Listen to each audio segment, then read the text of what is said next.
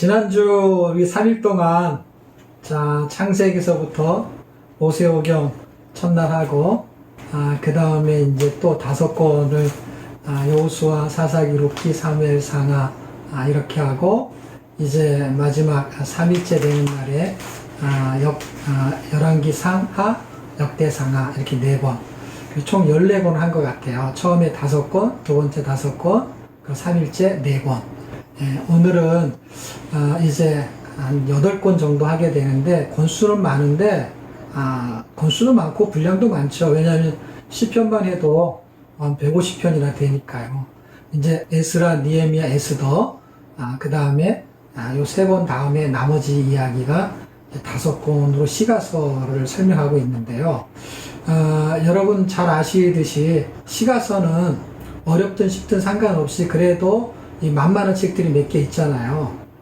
시편이라든지 잠언이라든지 뭐 이런 책들. 아가서는 조금 어렵긴 하지만 그래도 짧으니까 읽을만 하고, 전도서도 나름대로 그렇게 많이 이제 보편화되어 있죠. 욥기가 이제 조금 난해한 부분이 좀 있기는 하지만 이 초점만 잘 잡으면 그 이야기가 이렇게 흘러가는 게 좀 길어서 그렇지, 그리고 무슨 얘기 하는지 맥을 알기만 한다면 그런대로 그것도 굉장히 읽을만 해요. 그게 문학적으로 굉장히 잘 써진 내용이거든요. 그래서 그 의미를 잘 알면 시간이 걸린다는 것 뿐이지 초점만 알면은 그냥 흐름을 잘 따라갈 수가 있어요. 자, 이렇게 패턴 한번 잡아볼게요. 에스라, 이제 성전이 무너졌어요. 그 무너진 거를 다시 세우려고 하는 뉘앙스를 풍기는 책이 이제 역대 상하였습니다. 역대 상하를 통해서 이제 다시 이제 세우려고 하는 분위기가 연결이 돼서 에스라서, 우리가 이제 에스라를 볼 거니까요. 그 다음에 이제 책이 있는 분들은 비전통독 그 책 페이지가 196쪽이에요. 196쪽. 196쪽은 에스더죠. 194쪽 거기를 펴놓으시면 194쪽, 195쪽은 느헤미야, 196쪽은 에스더 이렇게 몰려 있어요. 그거를 이제 펴놓으시면서 보시면서 보고, 책이 없는 분들은 그냥 들으시면 돼요. 왜냐하면 책이 없어도 들을만 하거든요. 그 대신 성경은 다 있으니까 성경을 에스라서로 우리가 한번 펼쳐보겠습니다. 역대하가 이제 36장으로 끝나요. 36장에 끝나는 그 부분에 22절과 23절에 있는 말씀이 참 희한하게도 이제 한 장을 넘기시게 되면은 에스라 1장인데요. 에스라 1장과 에스라 1장 1절과 2절 그 내용이 굉장히 똑같은 내용이 나오게 됩니다. 그래서 고레스에 대한 이야기가 등장하죠. 그러니까 역대기의 시대로 말한다면은 열왕기의 내용이기 때문에 고레스하고는 전혀 상관이 없는데, 이제 포로를 귀환하는 거하고 연결을 시키려고 하고 또 포로 귀환 시대 때 썼기 때문에 고레스가 등장하는 거는 그런 의미로 이해하시면 돼요.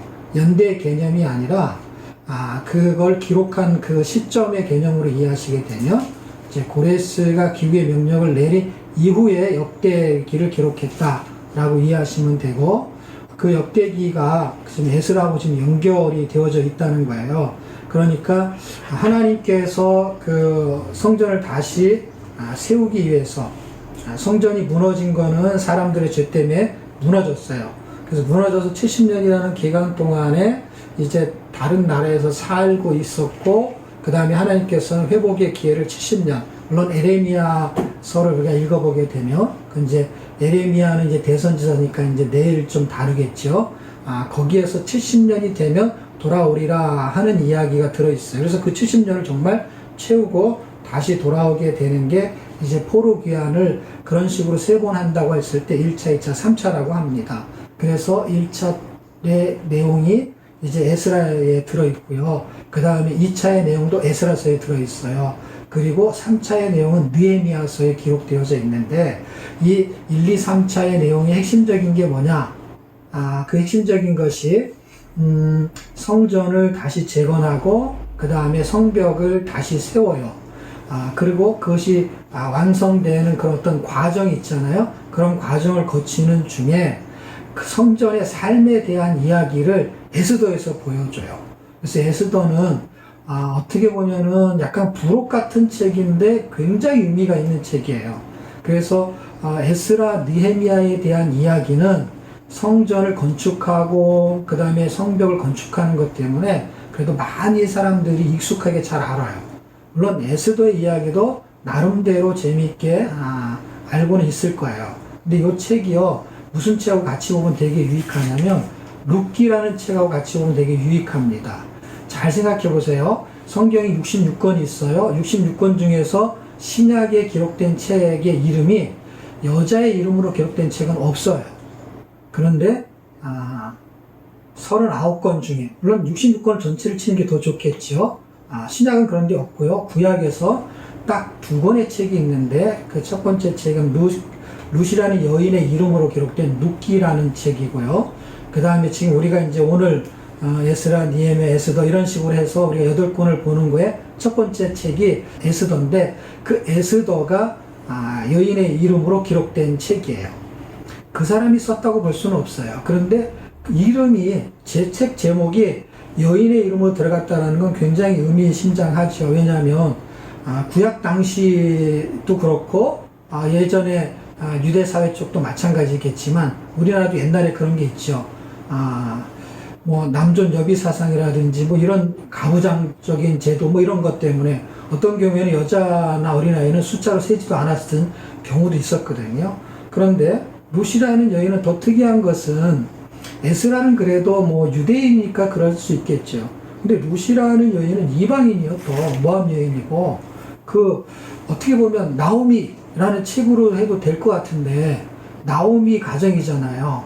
근데 나오미라고 안 하고 룻기라고 했다는 것도 굉장히 의미가 있지 않는가라고 해서 이 2권의 책의 의미를 잘 이해하게 되면 굉장히 도움이 되겠다. 그래서 그 부분을 조금 대조적인 걸 좀 설명을 해보려고 하고요. 그러니까 성전과 성벽이 재건되는, 물론 왜 재건되느라고 말하냐면 에스더는 성전이 재건되고 성벽이 재건되게 되는 그 사이에 끼겨져 있는 책이에요. 연대도 그렇고 시기도 그래요. 그리고 포로로 잡혀가고 나서 한 100년경에 발생한 게 불임절 사건인데 그게 이제 에스더 사건이죠.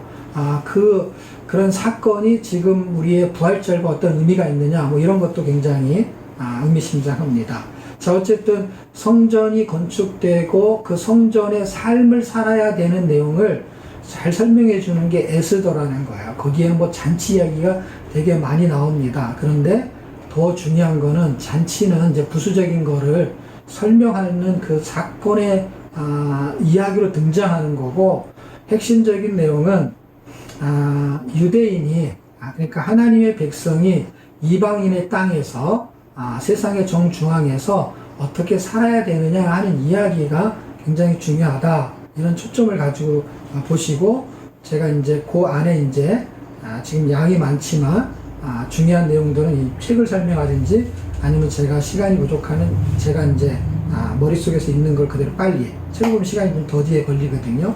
그렇게 해서 이제 좀 조절을 해보도록 할 텐데요. 자, 성전의 삶을 사는 거야. 성전이 세워지고 성전의 삶을 사는 거야.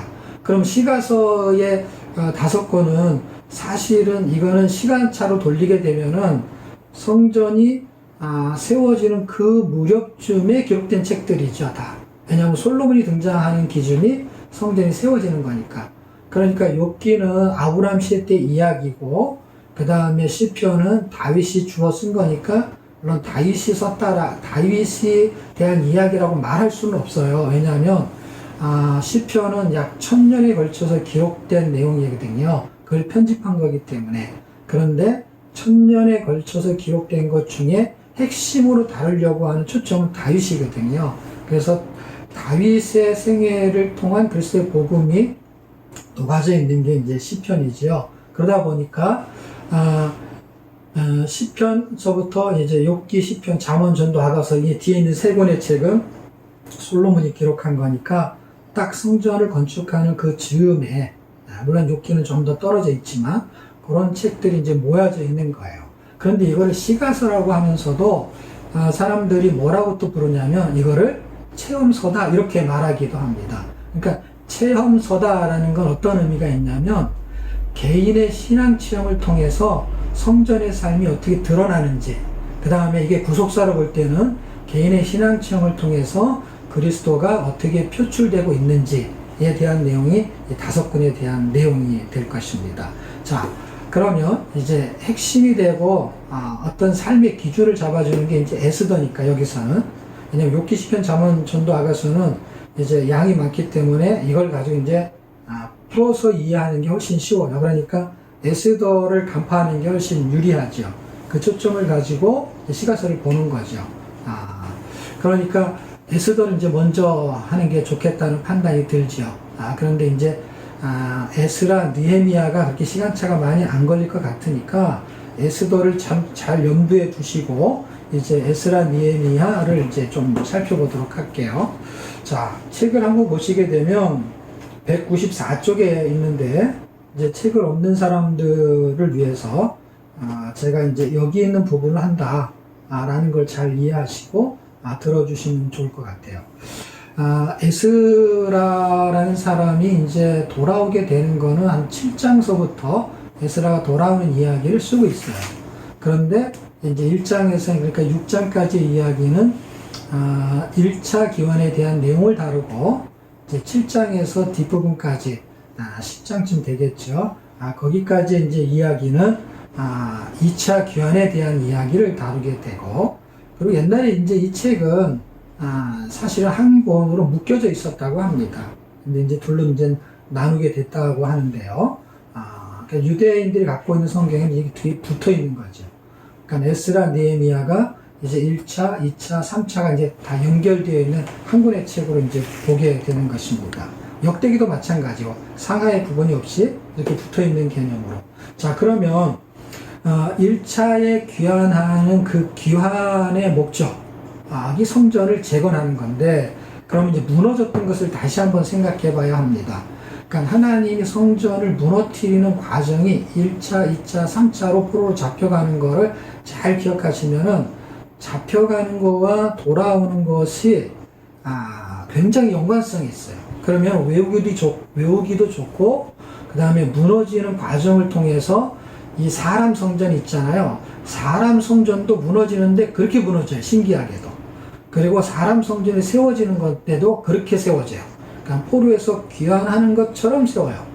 그러니까 이 부분이 역사 속에서는 실제 건물이 무너지고 건물이 다시 세워지는 게 분명한데, 그것을 예수님이 요한복음 2장에서 이제 성전을 무너뜨리면 당신이 다시 세우겠다 하는 것을 당신의 육체를 가리켜 말한 것처럼, 우리가 참 성전으로 건축이 되는 과정과 무너지는 형태를 이 포로로 잡혀가는 세계와 1, 2, 3차와 포로에서 귀환한 1, 2, 3차를 잘 기억하면은 에스라, 느헤미야는 이제 그 상황을 가지고 이제 뭐 깊이 있게 설교할 수도 있고 묵상할 수도 있고 뭐 다양하게 이제 뭐 공부를 할 수 있습니다. 그런데 이제 나한테 적용하려고 하면은 이 부분을 잘 이해해 주면 도움이 될 것 같습니다. 그러면 자 보십시오. 이렇게 전개시키면 좋아요. 처음에 이 성전이 무너지려고 하는 그때 한 번에 무너지는 게 아니라 3차 때 무너지는데 1차 때부터 생각해 보세요. 1차로 잡혀가는 그 분위기가 사실은 제가 이제 5명의 왕을 기억하면 좋겠습니다 라고 말했던 16대 왕이 요시야예요.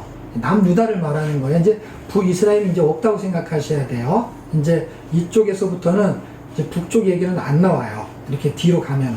물론 이제 뭐, 다른 데서 좀 나올 수 있을지 모르겠어요. 이제 소선지서는 이제 북이스라엘 얘기 좀 섞여 있긴 하지만 지금 여기까지 갈 때까지는 거의 안 나오니까 오늘 보는 내용에서는요.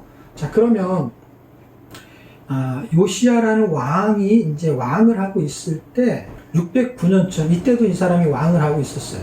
왕을 하고 있을 때 이 정치, 경제, 사회, 문화 전반, 종교적인, 이 당시 이제 우리가 성경을 보는 관점은 다 종교적인 기점에 의해서 정치, 경제, 사회를 바라보거든요. 왜냐하면 하나님을 중심으로 이제 사회 변혁이 일어나니까 정치의 변혁도 일어나고, 그러니까 정말 하나님을 잘 섬기는 사람 중에 하나가 요시야였어요. 그리고 성전을 청결하게 하다가 신명기 같은 율법책을, 언약책을 찾아내서 그 언약에 있는 말씀을 그대로 존중하면서 정말 유월절도 지키면서 이 말씀대로 성전을 깨끗하게 하고 이제 더럽혀진 것들을 이렇게 우상들을 다 제거하고 하는 엄청난 일. 이후에도 이런 사람은 나오지 않을 것이다 할 정도로 하나님의 칭찬을 받은 이 사람이 허망하게 죽는 거예요. 호련히 나타나는 그 화살 한 방에 그냥 가버리거든요. 그런데 어떤 사건 때문이냐? 612년경에 이제 아수르라는 나라, 우리가 이제 아수르는 아시리아라고 이제 세계사에 공부했을 때 다 들어봤을 거예요. 그러니까 수리아, 아수리아, 아시리아 이렇게 되는 거거든요. 그래서 아수르라는 나라가 강대한 나라였는데 이제 신은 바벨론이 뜨면서 이제 예를 들면은 이스라엘이 이렇게 있으면은 이렇게 밑에가 애국이고요. 이렇게 해가지고 이제 여기 밑이 애국이에요. 제가 손가락이 이스라엘이라고 생각하세요. 그 다음에 요 밑에가 이제 애국이고 이 손가락 위로 보이지 않는 게 북쪽이잖아요. 이 북쪽으로 이렇게 올라가면 하란이 이렇게 올라가가지고 뭐 메소포타미아에 이루는 그 강의 두 줄기의 끝에서부터 이렇게 밑으로 이렇게 옆으로 이렇게 연결이 되는 이 위쪽으로 이렇게 흐르는 강 하류 쪽이 이제 주로 신흥 바벨론이 활동을 하고 이쪽이 이제 아수르예요. 물론 이 전체를 아수르였다 바벨론으로 이렇게 넘어가는데 이게 이제 접근 분위기가 그렇게 흘러가는 거죠. 그래서 이 나라가 점점 강성하면서 아수르를 이제 점령하게 되는 게 이제 역사 속에서 612년으로 보는 거예요. 612년이 되면서 잔존 세력이 아마 남아 있었던 것 같아요. 근데 이 나라가 무너지게 되면 애굽이 이제 완충 역할을 하고 있는 이 나라가 무너질 걸 생각하니까 두려운 거죠. 그래서 아수르라는 나라를 좀 도와주려고 하는 마음이 바로 누구한테 있었던 것 같아요. 그래서 그 당시에 정치의 상황이 그랬다는 거죠. 그래서 그 세력 사이에 딱 낀 게 있는 게 이제 이스라엘인 거예요. 밑에서도 치우고 위에서도 치우고 이렇게 살아남는다는 자체가 대단한 거예요. 꼭 한국이 저쪽에 뭐 북한이나 중국이나 밑으로는 저기 일본이나 딱 낑겨가지고 참 대단한 나라죠. 그 반쪽밖에 안 되는 나라. 지금 이 유다라는 나라도 이스라엘에서 반쪽이거든요. 반쪽은 사마리아 날라갔으니까. 딱 분위기가요. 한국하고 비슷해. 한반도하고 굉장히 비슷해요. 일본은 붙어있지 않는 섬이지만 꼭 그런 세력처럼. 그래서 그 주변국에 든든한 우방이 꼭 없는 것처럼 조그마한 나라가 버틴 게 아주 기적 같은 것이죠. 그런데 그런 데를 버티면서 이제 종교개혁을 이루고 그 아수르라는 나라의 영향을 너무 많이 받았기 때문에 그 아수르가 무너졌으면 좋겠다는 마음을 갖고 있었는데 여길 도와주러 가는 거예요. 누가? 애굽이라는 나라가. 그런데 애굽이라는 나라가 도와주러 갈 때는 어딜 지나가냐면 이 나라의 경계선을 지나가야 되는 거예요. 그 경계선이 뚫리는 거예요. 힘이 없으니까 뚫리는 거예요. 그러니까 이거를 방비하려고 하다가 어떤 일이 벌어지냐? 화살에 맞고 죽어버려요. 이때 너무너무 안타까워하는 사람이 누구냐면 예레미야예요. 어떻게 이런 선한 왕을 하나님이 그냥 호련히 죽여버릴 수가 있습니까?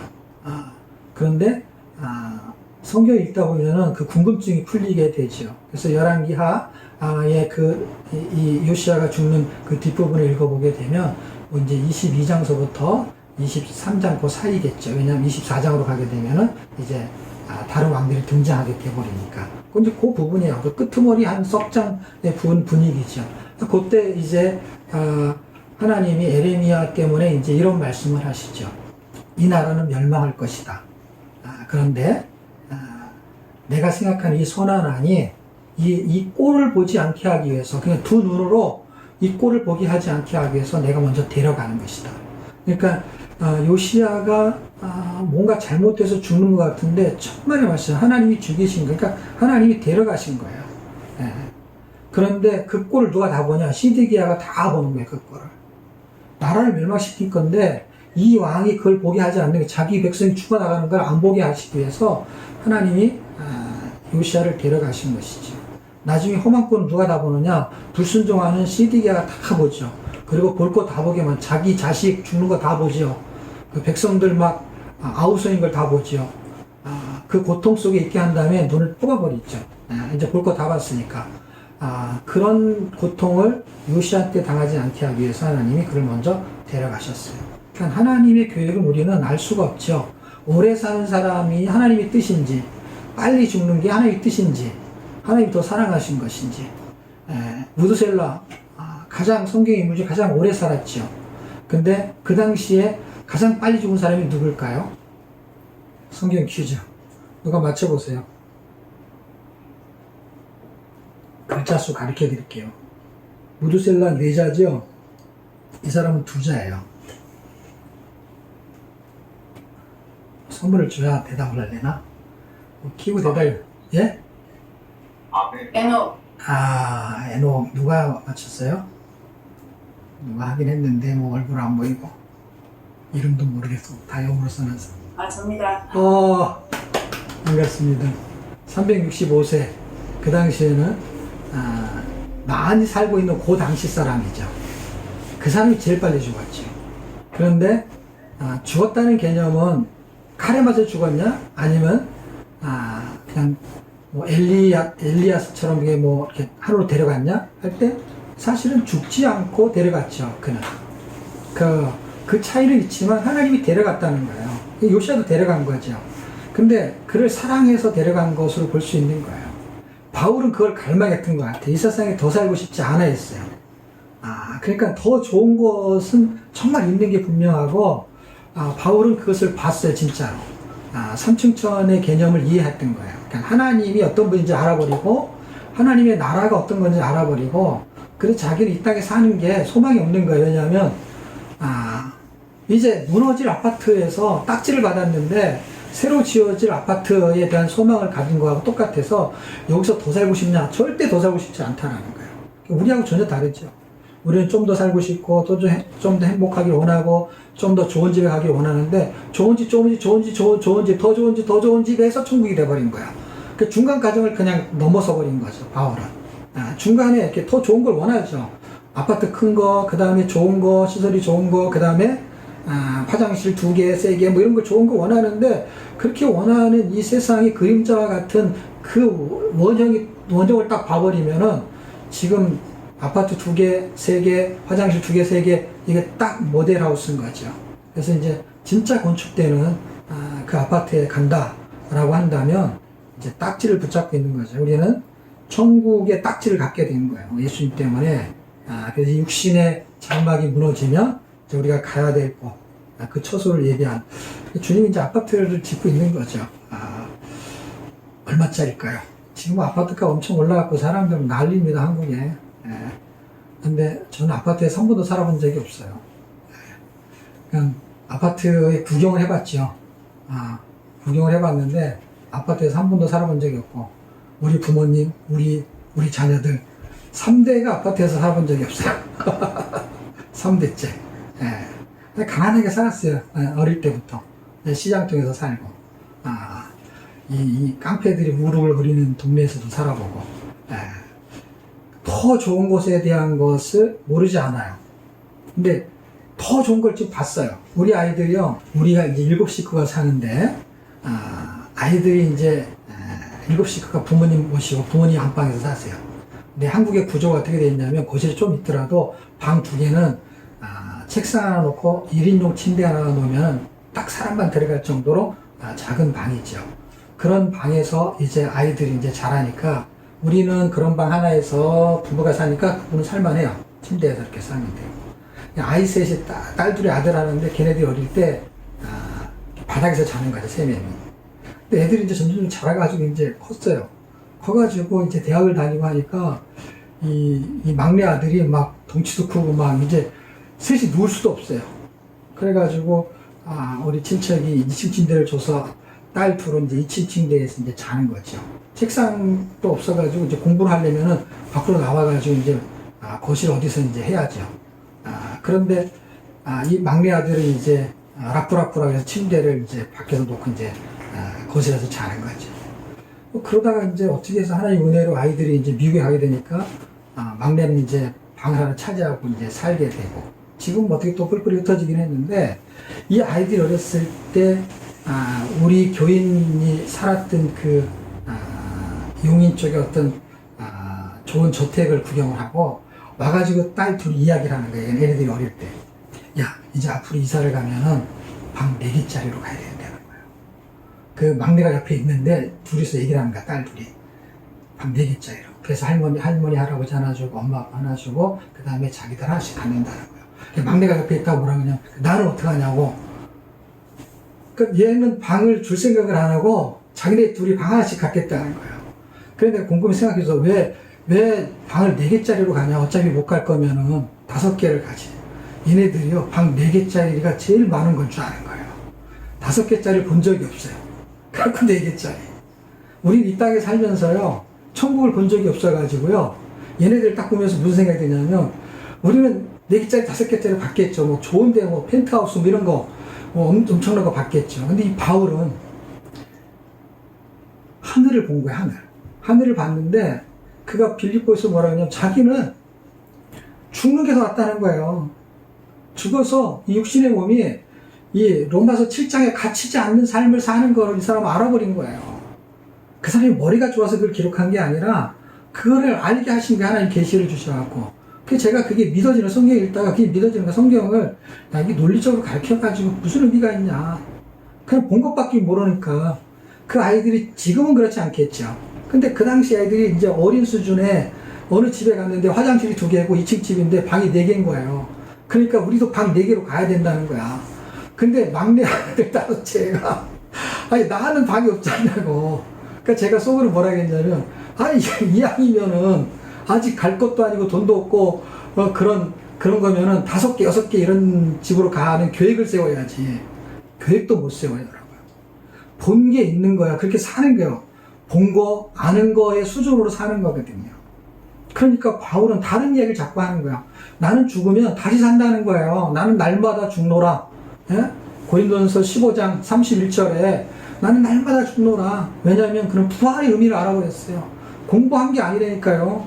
우리는 공부하죠. 부활하면 다시 산다는 거. 그건 누구도 알았냐? 마리아하고 마르다도 알았어요.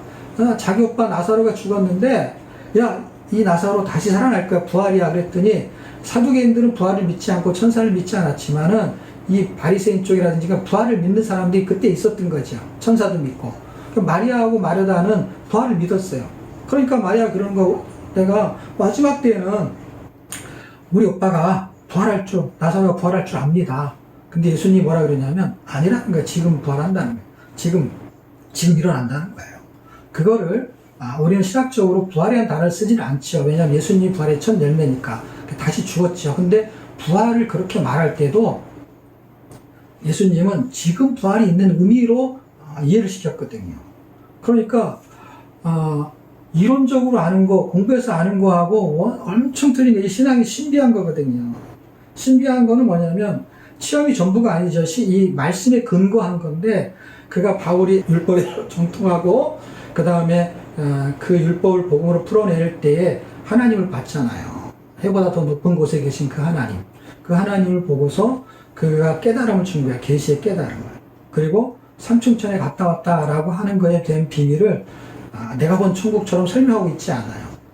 고린도 후서에서 그가 천국에 대한 이야기를 하는데 천국에 대한 내용이 하나도 안 나와요. 그냥 갔다 왔다는 얘기만 해요. 근데 그 비밀이 너무 놀라운데, 어떻게 말하면 이런 것 같아요. 야, 니들이 뭐, 광고 이런 거 있잖아요. 니들이 개맛을 알아, 뭐 그런 거 있잖아요. 그러니까 제가 무슨 생각이 드냐면, 야, 니들이 내가 얘기하면 알아들을 수 있어? 뭐 이런 것 같아요. 말해줘도 모를 것 같아요. 성경에 써있어도 안 믿잖아요, 우리는. 하나님의 말씀인데 안 믿잖아요. 바울은 그것을 자랑할 필요가 별로 없었던 것 같고, 자랑하고 싶은 마음이 있었는지 모르겠어요. 근데 그걸 끝까지 얘기를 안 하거든요. 그래서 바울이 본 거를 봤는데 성경에서는 이야기를 하지 않아요. 근데 느낌을 갖는 거예요. 제가 바울은 정말 뭘 봤구나. 현재의 고난은 장차 후에 나타날 영광과 좋게 비교할 수 없도다. 야, 뭔가를 봤어요. 그 사람은 봤는데 말하는 게 틀린 거예요. 너무 뭔가를 본 사람이 말하는 거와 들은 사람이 말하는 거하고 좀 다른 거예요. 야, 이건 들은 사람이 말하는 거, 앵무새처럼 이건 본 사람이 말하는 거, 그리고 성경과 내용과 일치하는 걸 본 거예요. 자기 생각으로 본 걸 말하는 게 아니라 성경과 일치하는 거예요. 그래서 요한계시록이 자기가 본 걸 말하지만 구약에 있는 것들을 드러내면서 말씀과 일치시키는 내용들이 굉장히 많게 등장하거든요. 환상이지만 실제 계시거든요.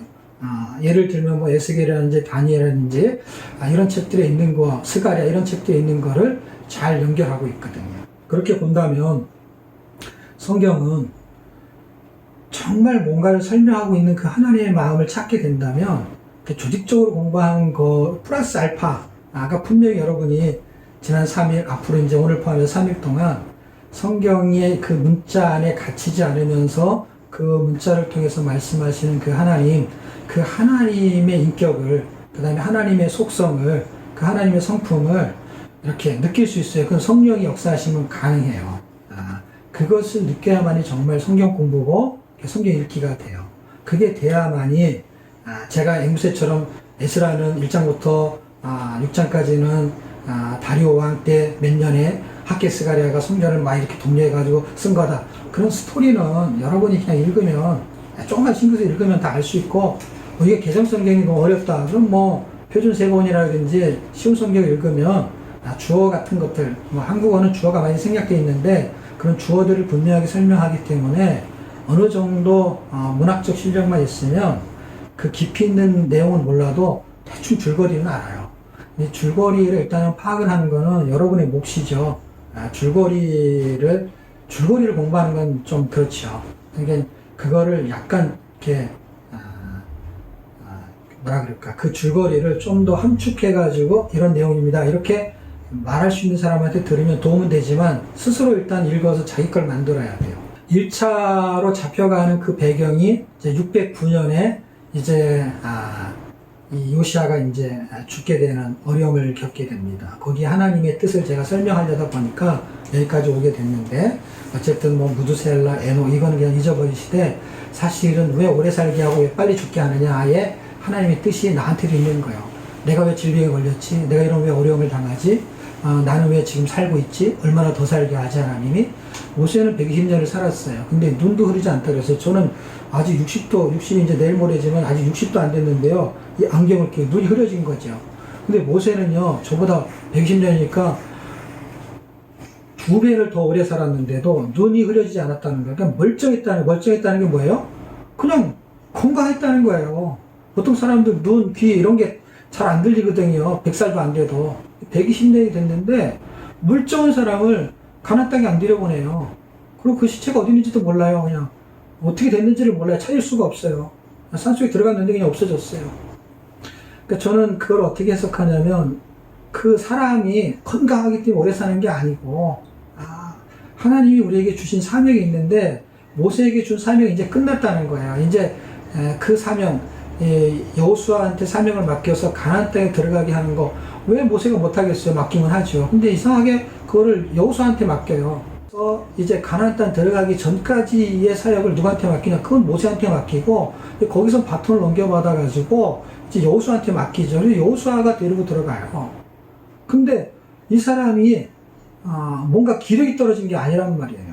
우리가 지금 뭐 후임자를 구하고 그러면은 나이가 뭐 65세, 70세 뭐 이렇게 정하는 거는 이제 감각도 떨어지고 나이가 먹어서 그런데, 모세는 그렇지 않았다는 걸 굳이 밝힌단 말이에요. 그래서 저는 아프기 때문에 뭐 일찍 죽고 건강하게 오래 살고가 아니라 사명 다음은 그냥 가는 거예요. 그러니까 사명을 붙잡으셔야 돼. 그냥 사는 의미가 있는 거죠. 밥 먹고 사는 의미. 근데 하나님의 역사하심이 거기 들어있죠. 그 이제 더 살아야 될 이유가 없을 때 이제 데려가시는 건데, 요시아는 하나님이 당신이 원하는 계획을 충분히 이뤘다고 생각을 한 거예요. 그리고 험한 꼴 보지 않게 하기 위해서 데려가셨어요. 그러고 나서 이제 여호아하스가 이제 왕을 하게 되죠. 이제 그때 이제 바로 누구하고 이제 바벨론하고 아수라는 나라에서 전쟁을 벌이면서 이제 무슨 일이 벌어지느냐? 이때 뭐 애국도 굉장히 강성했으니까 전쟁에서 무승부가 돼요. 그걸 갈그미스 전쟁이라고 합니다. 갈그미스 전투. 그래서 갈그미스 지역인데 거기가 이제 뭐 하란 쪽하고 이제 같은 배경이 그쪽 위쪽이죠. 정확히 몰라도 지도상에는 딱 그 위쪽이라고 생각하시면 돼요. 아수라 쪽. 그리고 나서 이제 무승부가 돼가지고 각자 나라로 돌아가는 거예요. 그러면서 이 바로노가 내려오면서 보니까 아주 괘씸한 거죠. 왜냐하면 요시아가 조그만 코딱지만한 나라가 감히 자기 대국한테 대들었다는 거예요. 그래가지고 이제 요시아는 죽었지만 내려보니까 여호아하스가 왕을 하고 있네. 그때가 이제 한 3개월쯤 지난 것 같아요. 그래서 이 사람이 3개월 동안 왕을 하는데, 이 사람을 폐시키고 데려가고요, 다른 사람을 왕을 시켜요. 그 왕을 시키는데 누굴 왕을 시키느냐? 그게 여호야김을 왕을 시킵니다. 여호야김이 왕을 하고 있었어요. 그리고 있다가 이제 605년쯤에 또 갈그미스 2차 전쟁을 벌여요. 그때 뭐가 뚫리느냐? 경계선을 이제 아예 그냥 내놓은 거죠.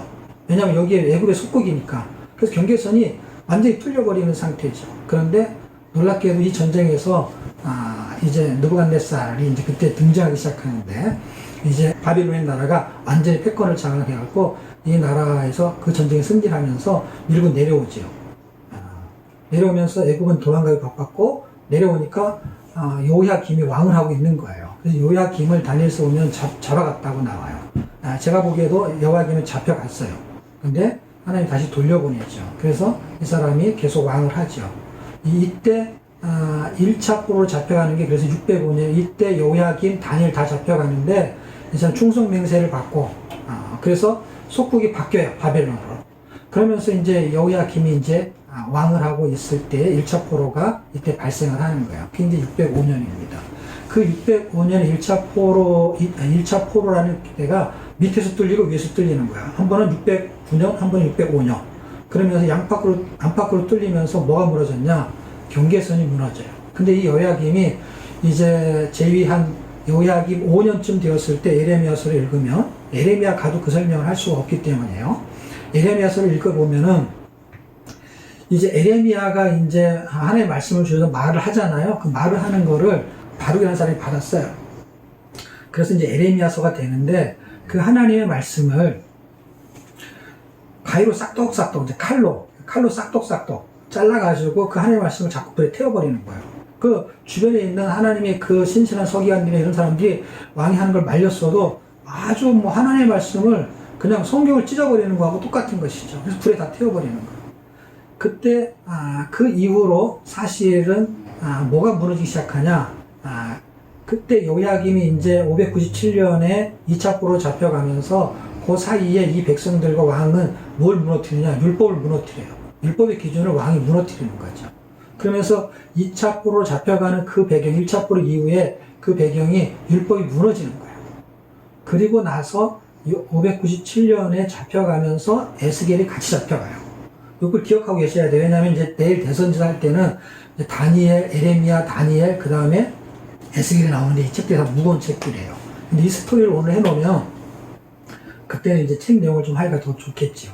자, 어쨌든 그렇게 돼서 요야김은 이제 결국 전쟁통에 죽고 왕을 하나 이제 세우게 되는데 이제 그 왕이 시드기야가 되는 것이죠. 근데 그 시드기야가 세워지고 시드기야가 배반을 해요. 그래서 배반을 하는 이야기가 에레미야에서 잘 기록이 돼 있어요. 에레미야에 기록이 돼 있어요. 에레미야가 되게 이제 이런 주변 상황을 설명하는데 굉장히 중요한 책. 왜냐하면 에레미야는 1, 2, 3차의 배경을 다 가지고 있는 책이기 때문에 그때 요시아 때 아주 중요한 활동을 했던 사람. 그래서 시드기야가 이제 11년하고 잡혀갈 때가 이제 3차 포로 잡혀가는데 그때 성전이 무너져요. 자, 보세요. 1차 포로 때 잡혀가면서 사실은 밑에와 위에 경계선이 무너져요. 그래서 경계선이 없어져요. 나라는 있는데 아무 나라가 들어와가지고 막 휘젓고 다녀요. 경계선이 무너져요. 그리고 두 번째는 그 내부에서 율법이 무너졌어요. 하나님의 말씀의 기준이 무너져 버렸어요. 그러고 나서는 마지막에 성전 자체가 무너졌어요. 성전이 그 존재의 이유거든요. 하나님 백성의 존재의 이유. 왜냐하면 북이스라엘은 성전이 없었거든요. 완전히 기준적으로 달라요. 자, 그런데 하나님 이걸 회복하세요. 회복하는데요. 이 무너진 거를요. 마지막에 무너진 게 성전이잖아요. 성전부터 회복하세요. 잘 보세요. 우리가 무너질 때 어떻게 무너지느냐? 잘 봐요. 내가 하나님의 백성이야. 그런데 하나님의 백성인데 세상을 이렇게 쳐다보니까 세상이 그냥 괜찮아. 이렇게 처음에 이렇게 눈을 찔끔찔끔 이렇게 쳐다보면서 견눈질 하다가 그 다음에 잠깐 갔다가 봐. 그리고 잠깐 갔다가 몰래 갔다 와. 몰래 문 밖에 나갔다 와. 그러면서 왔다 갔다 하다가 이제 세상과 하나님 나라의 백성이 이제 양다리를 거치고 이렇게 왔다 갔다 하다가 나중에는 그 율법인 기준, 이렇게 살아야 되고 주의를 성수해야 되고 뭘 해야 되고 하는 어떤 기준들이 조금씩 무너지기 시작해요. 그 처음에는 어떻게 무너지냐? 뚝이 무너질 때 그 뚝이 이렇게 조그만큼 구멍 하나 난 게 점점 무너지듯이 내 마음속에서 선을 넘기 시작하는 거야. 그 경계선이 무너지죠. 그 다음에 뭐가 무너지냐? 그 다음에 율법, 기준이 무너져. 말씀의 기준이. 그 다음에 내가 이렇게 생각하는, 내가 지금 하나님의 백성이 맞나? 그러면서 자기의 존재감이 그냥 없어져 버려요. 하나님 이걸 회복하실 때 어떻게 회복하시느냐? 거꾸로 하세요. 어느 날 그렇게 쫙 무너져 있는데, 다시 회복을 위해서 교회를 가거나 성경에 있는데, 나는 너를 사랑하는 하나님 아버지야. 그러면서 존재감을 회복시켜, 존재감. 내가 하나님 백성이지. 이걸 깨닫게 하세요. 헌금을 하고 이런 게 아니에요. 봉사하고 이게 아니라 이게 다 무너졌어요. 무너질 때는 그렇게 무너지다가 내 존재가 회복될 때는 내가 성전이지, 내가 하나님 백성이지 라는 깨달음을 주고 회복을 해요. 그래서 내가 이제 하나님 백성이지. 하나님 백성이지 어떻게 살아야지? 그러면서 2차로 귀환한 그 에스라가 7장에서 뭐라 그러냐면 자기는 율법, 이 사람도 모세 율법을 다 잘 공부한 학자야, 학자. 그래서 자기가 백성들한테 율법을 가르치려는 마음으로 결심했다 이렇게 써 있어요. 7장을 읽으면. 그 결심을 하고 자기는 이제 이스라엘 땅에 오겠다는 거예요. 그래서 2차 귀환자들과 같이 이제 총독의 역할을 하면서 이제 오게 되죠. 그런데 그 결심을 하는 그게 우리한테 이런 거죠. 성전이 건축이 되는 것처럼 존재가 회복이 되는 거예요. 존재가 딱 회복이 되면 그 다음에 내가 어떻게 살아야지 하는 기준을 설정해요. 그게 하나의 말씀이에요. 하나의 말씀을 이렇게 들어오면서 그걸 하나씩 하나씩 지켜가면서 어떻게 해요? 세상과는 구별된 경계선에 선을 긋게 되죠. 여기까지. 내가 여기까지 더 넘으면 안 되지. 그래서 선을 긋는 거예요. 그게 성벽을 재건하는 거예요. 그래서 영적으로 성전을 재건하는 거는 존재가 다시 회복되는 거예요, 존재. 그래서 존재 회복시켜야 돼. 지금 무늬만 성전이, 무늬만 그리스도인에게 마음에서 확 와닿는 거예요. 내가 하나님의 백성이지 라는 거를 깨닫게 하세요. 그 다음에 들어가는 게 율법이야, 말씀이야. 말씀을 순종하려고 하는 마음이 이제 들어오기 시작하는 거예요. 말씀을 읽고 큐티하고 지금같이 핸드릭들이 필사도 하고 그러면서 큐티도 하고 그 다음에 설교도 듣고 이래 가면서 이 말씀 앞에 점점 깊이 있게 들어가면서 나의 기준으로 삼아야지. 전에는 내 생각이 기준이었는데 그러다가 이 3차 귀환에서 성벽을 제거하는 것처럼 이제는 선이 있는 거야. 내가 구별된 삶을 살아야지. 그래서 존재가 회복이 되고 그 다음에 말씀이 회복이 되고 그 다음에 거룩이 회복이 되는 거야. 거룩한 삶을 사는 거. 그게 에스라 느헤미야예요. 됐죠? 대답을 해야 되는데. 두 번째 얼굴을 가려놔가지고. 네. 네, 됐죠? 감사합니다. 대답을 해주면은 제가 이제 또 힘을 내서.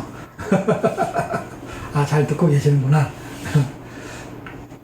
그리고 이제 에스더서는 어떤 책이냐면 에스라하고 이제 느헤미야 그 사이인데 사실은 느헤미야 사이보다는 1차, 2차, 3차 사이보다는 1차와 2차 사이예요. 그러니까 6장과 7장의 그 간격이 있어요. 이런 간격 이해하세요? 창세기에서 50장에서 출애굽기 1장이 약 400년, 신약에서는 430년이라고 하니까 그 공백이 있어요. 그 기간이 지나면서 이제 1장이 출애굽기 1장이 써지는 거예요. 그러니까 그게 뭔가 있었는데 그 내용은 쓰지 않지만 어쨌든 400여 년이라는 시간이 흘러가요. 그것처럼 이제 여기서는 6장까지 이야기가 1차로 귀환한 내용이에요. 그래서 1차로 귀환한 것이 귀환하고서 성전을 건축하는 게 뭐 길게 잡으면 한 20년 걸려요. 그래서 516년에 성전이 건축이 돼요. 그러니까 1차로 귀환해서 20년 지나서 그리고 40년이 더 지나잖아요. 그러면은 60년이잖아요. 이때 사가 한 BC 478년경이에요. 이때 이제 불임전 사건 해가지고 에스더의 이야기가 등장하고 그리고 또 20년이 지나면 어렵지 않아요. 잘 생각해 보세요. 1차 포로하고 그 다음에 2차 포로의 간격이 약 80년인데 그 80년 사이에가 어떤 일이 벌어지냐? 20년, 40년, 20년. 잘 생각해 보면 어렵지 않아요. 242. 그러니까 1차로 귀환하고 20년이 지나면 성전이 건축이 돼요. 그게 516년이에요. 그리고 나서 40년쯤 지나면은 이제 478년. 1, 2년 5차 이렇게 나는 거에다 신경 쓸 필요 없어요. 그러면은 60년쯤 지나가지고 불임점 사건이 있는 거예요. 1차 기한을 기준으로. 왜냐면 이렇게 1차 기한을 기준으로 20년이 지나서 성전이 건축이 되고, 그리고 나서 40년쯤 지나서 그 바사 제국이잖아요. 그 지역에서 이제 벌어지는 사건, 그게 이제 수산성에서 벌어지는 사건이 이제 불임절 사건이 벌어져요. 그리고 20년이 지나면은 에스라가 돌아오는 거예요. 그러니까 불임절 사건이 있었을 때 에스라가 그 당시 살고 있었던 것이죠. 그 분위기를 이해하려는 거예요. 그 불임절 사건을 경험하고 20년이 지나서 이제 7장이 움직이는 거예요. 그러니까 6장과 7장의 그 사이는 80년이라는 시간이 흘러가고 그 80년의 시간이 흘러가는 그 사이에 몇 년인지 잘 모르겠다. 그러면 그 사이에 이제 에스더서가 낑겨져 있는 거예요. 시간차로 말하면. 그리고 나서 이제 2차로 귀환하고 이제 444년에 3차로 귀환하니까 그때는 뭐 20년도 채 안 되죠. 그렇게 해서 1, 2, 3차의 이야기가 흐름이 진행이 돼요. 그러니까 하나님이 무너진 성전을 재건하는데 그게 이제 나를 재건하는 거예요. 내가 이제 신앙생활 몇십 년 하다가 자기도 모르게 그냥 무늬만 그리스도인이 되어버렸어. 어느 날 교회가 은혜도 안 되고 성경 읽어도 별로 감동도 없고 그럴 때가 있다는 거야. 그런 사람한테 말하는 게 무너진 성전이니까. 성전인데 무너진 거예요. 성전이 아닌 거는 성전이 된 거고, 근데 성전이 됐는데 무너졌다 이 말은 뭐예요? 내가 하나님의 백성인데 세상과 짝하고 살면서 하나님의 백성인지 세상 백성인지 구별이 안 되는 것을 말하는 거예요. 하나님 이걸 회복시키기 원하죠. 그래서 존재를 회복하고 말씀을 회복하고 거룩을 회복하게 하세요. 그런데 거룩을 회복하는 거에 핵심적인 거를 에스더에서 설명하는 게 좋다는 거예요. 그 핵심적인 에스더에서 설명한다는 게 무슨 의미냐면, 자 보세요. 아까 제가 초두에 설명할 때 루시라는 여인과 지금 에스더라는 여인을 설명할 때 이게 대조적인 거예요. 이스라엘 역사의 내용을 잘 살펴보면요, 에스라, 니에미야, 에스더 여기까지가 역사서의 끝이에요. 잘 보세요. 욥기, 시편, 잠언은 다른 문학이에요. 그러니까 창세기서부터 에스더까지가 역사서로 분리를 해놨어요. 그런데 보세요. 역사서의 이야기에 막 흐름을 갖고 있는 책들이 있어요. 예를 들면은 모세오경 중에서 창세기를 빼고 나면은 이 네 권이 있는 출애굽기, 레위기, 민수기, 신명기에 네 권이 있어도 역사서의 흐름을 읽는 책은 출애굽기하고 민수기를 읽어요. 그러니까 레위기하고 신명기는 역사 속에 시간이 흘러가지 않는단 말이에요. 그러니까 뭐 사사시대 그러면은 사사기를 말하는데 룻기는 사사시대에 이렇게 붙어있는 부록이에요. 그러니까 사사시대의 별책부록이라는 책은 룻기고, 그 다음에 포로 귀환시대의 별책부록은 에스더예요. 근데 그게 다 여인이 주제가 되는 책이에요. 근데 잘 보세요. 이 테마가 어떻게 끝나냐면 창조 과정사. 그러니까 이걸 시대로 구분하게 되면 창조시대, 족장시대, 광야시대, 그 다음에 정복시대, 그 다음에 사사시대 할 때 딱 어디서 끝나냐? 룻기로 끝나요. 이해가 돼요? 이해가 되면 고개를 끄덕이든지. 왜냐하면 사무엘 상서부터는 이제 사사시대하고 그 과도기는 있지만은 그 책으로 그냥 통째로 분리하게 되면은 사사시대 몇 장은 이제 분리를 이쪽으로 할 수는 있어요.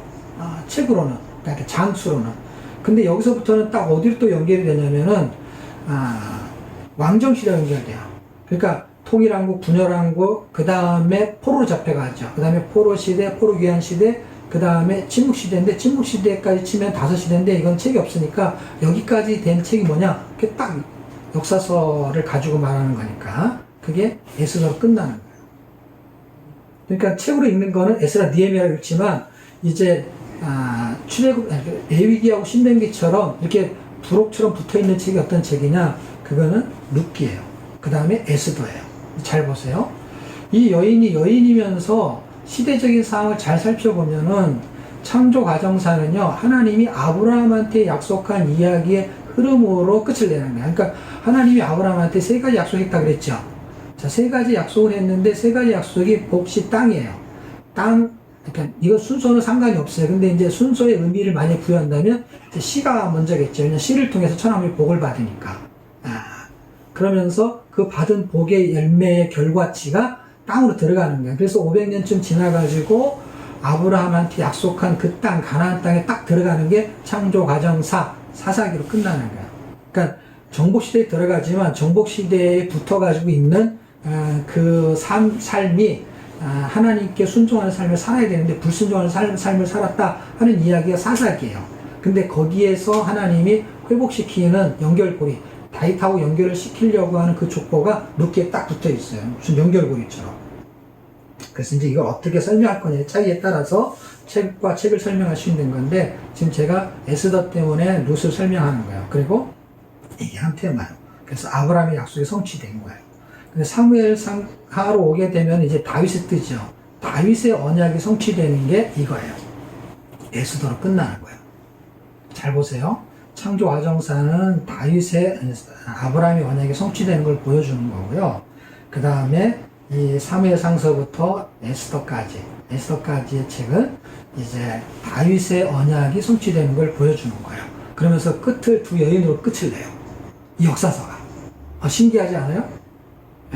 딱. 그래서 이 여인을 통해서 보여주려는 게 뭐냐 할 때, 이방인이 구원받는 거, 이방인이 유대인 안으로 들어오는 거에 대한 설명을 해요. 물론 라합이라는 여인도 있어요. 그래서 정복시대에는 라합이고, 그 다음에 사사시대에는 룻이에요. 근데 룻으로 끝나요. 그래서 당신의 그 하나님은, 어머니의 하나님은 나의 하나님이고, 어머니의 백성은 나의 백성입니다. 해가지고 언약의 핵심이 되는 고백을 해버려요. 그래서 언약 안에 들어가는 고백, 그 믿음의 고백을 통해서 이방인이 구원받는 것에 대한 시나리오를 써요. 그리고 그것의 현상은 뭘로 나타나느냐? 그거는 그리스도와 연합하는 결혼이라는 개념을 설명하기 위해서 보아스하고 결혼하는 것으로 끝을 맺는 거예요. 그래서 보아스하고 결혼하는 그 줄기가 결국에는 다윗하고 연결이 돼가지고 어떻게 돼요? 그리스도하고 연결이 되는 걸 설명하는 거예요. 그래서 마태복음 1장 1절에는 족보를 설명할 때 아브라함과 다윗의 자손 예수 그리스도 세계, 딱 이렇게 500년 간격을 두게 되죠. 그러니까 1000년의 간격을 두게 되죠. 참. 아브라함이 2000년경, 다윗이 1000년경, 그 다음에 예수님 올 때가 이제 2000년이 지나서니까. 그러니까 1000년의 경점을 가지고 성경이 어떤 줄거리를 이제 말하고 있죠. 그러니까 룻기를 통해서는 구원의 신앙 고백에 대한 걸 보여줘. 이방인이 유대인 되는 거. 그러니까 이방인이 하나님의 자녀 되는 거. 그게 신앙 고백이라는 거예요.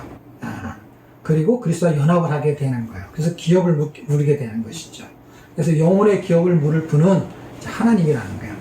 부도가 나면 이제 은행에 가서 돈으로 메꿀 수 있지만, 이 영혼, 청춘이 부도가 나면 어떡하냐는 거야, 영혼이. 이 영혼을 어떻게 회복시키냐는 거예요. 이 죄에서 어떻게 회복이 되냐는 거예요. 그거를 이제 기업 무르는 것으로 설명해서 그 시어머니를 공양하라는 이야기가 아니에요.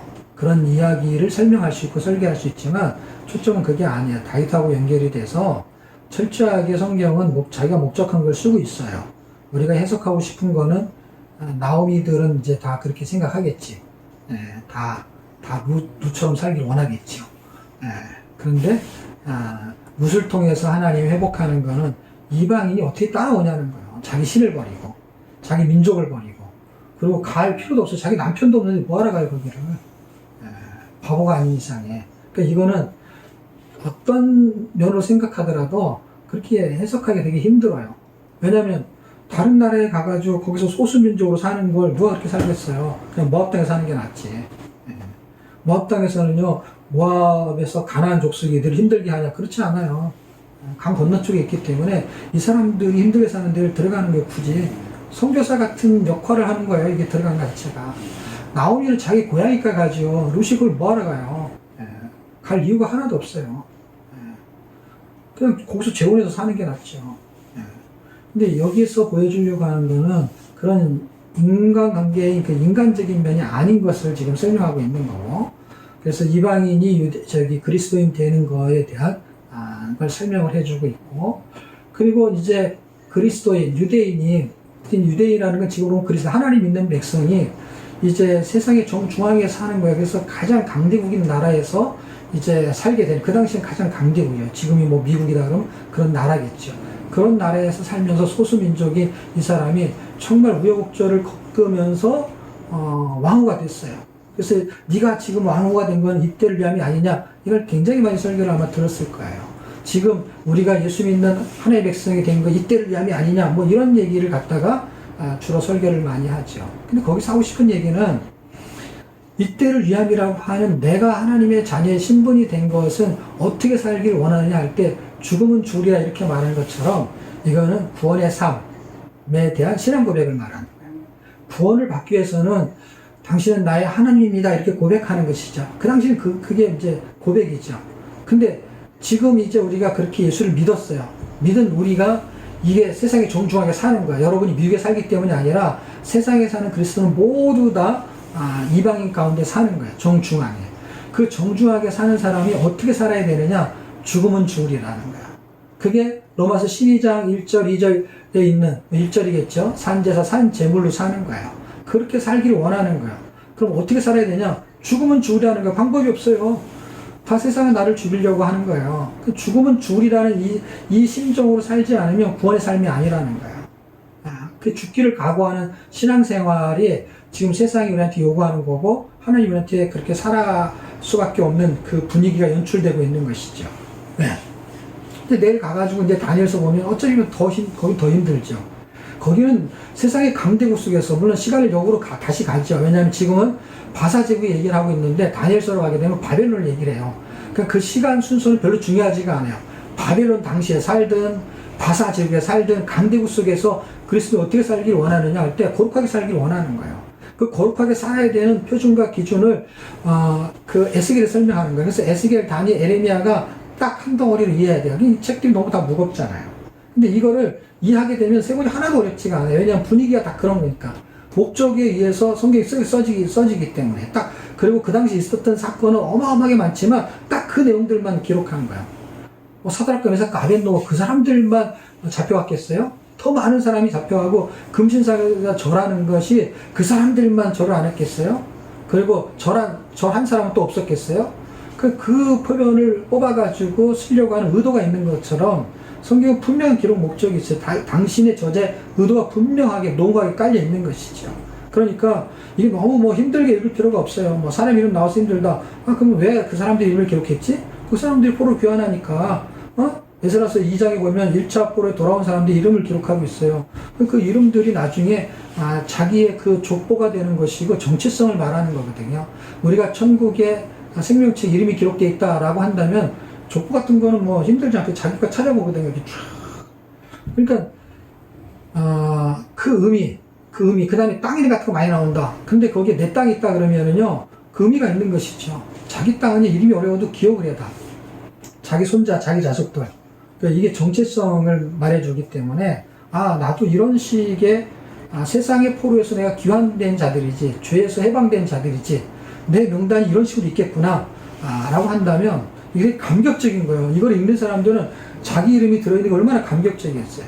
그리고 이게 표면적인 이야기만 하는 거예요. 잘 보세요. 여기 잡혀온 사람, 돌아온 사람들이 보면은, 예를 들어 아무데나 제가 읽을게요. 아디 자손의 454명과 아델 자손, 곧 히스기야 자손 918명. 그러면 918명 이름도 없어요. 918명이라고만 쓴 거야, 그냥. 근데 이걸 보면, 내가 이 아델 자손에 속해 있지. 그러면 918명 안에 그냥 있는 것인 것이죠. 이걸 지금 진짜 명단을 쓰면 못 읽죠. 여기서 2370 몇 명이 누구 자손이 왔다. 그 2018 명단이 성경 여기는 없지만 그 사람들한테 있겠죠. 우리가 족보책 그러면은, 제가 이제 풍양교시인데 그 족보책 이렇게 막 두꺼운 게 책 있잖아요. 그럼 이름 다 써있죠. 지금 여기는 족보를 쓰는 게 아니에요. 이게 말은 족보라고 하죠. 그런데 명수만 쓰잖아요. 이름을 다 써야 족보죠. 그렇지만, 명단이죠. 명단 이렇게 쓰고 있는 것이. 그러니까 그냥 읽을만 한 거예요. 그리고 읽을 때 그냥 편안하게 읽으면 돼요. 어떻게 해요?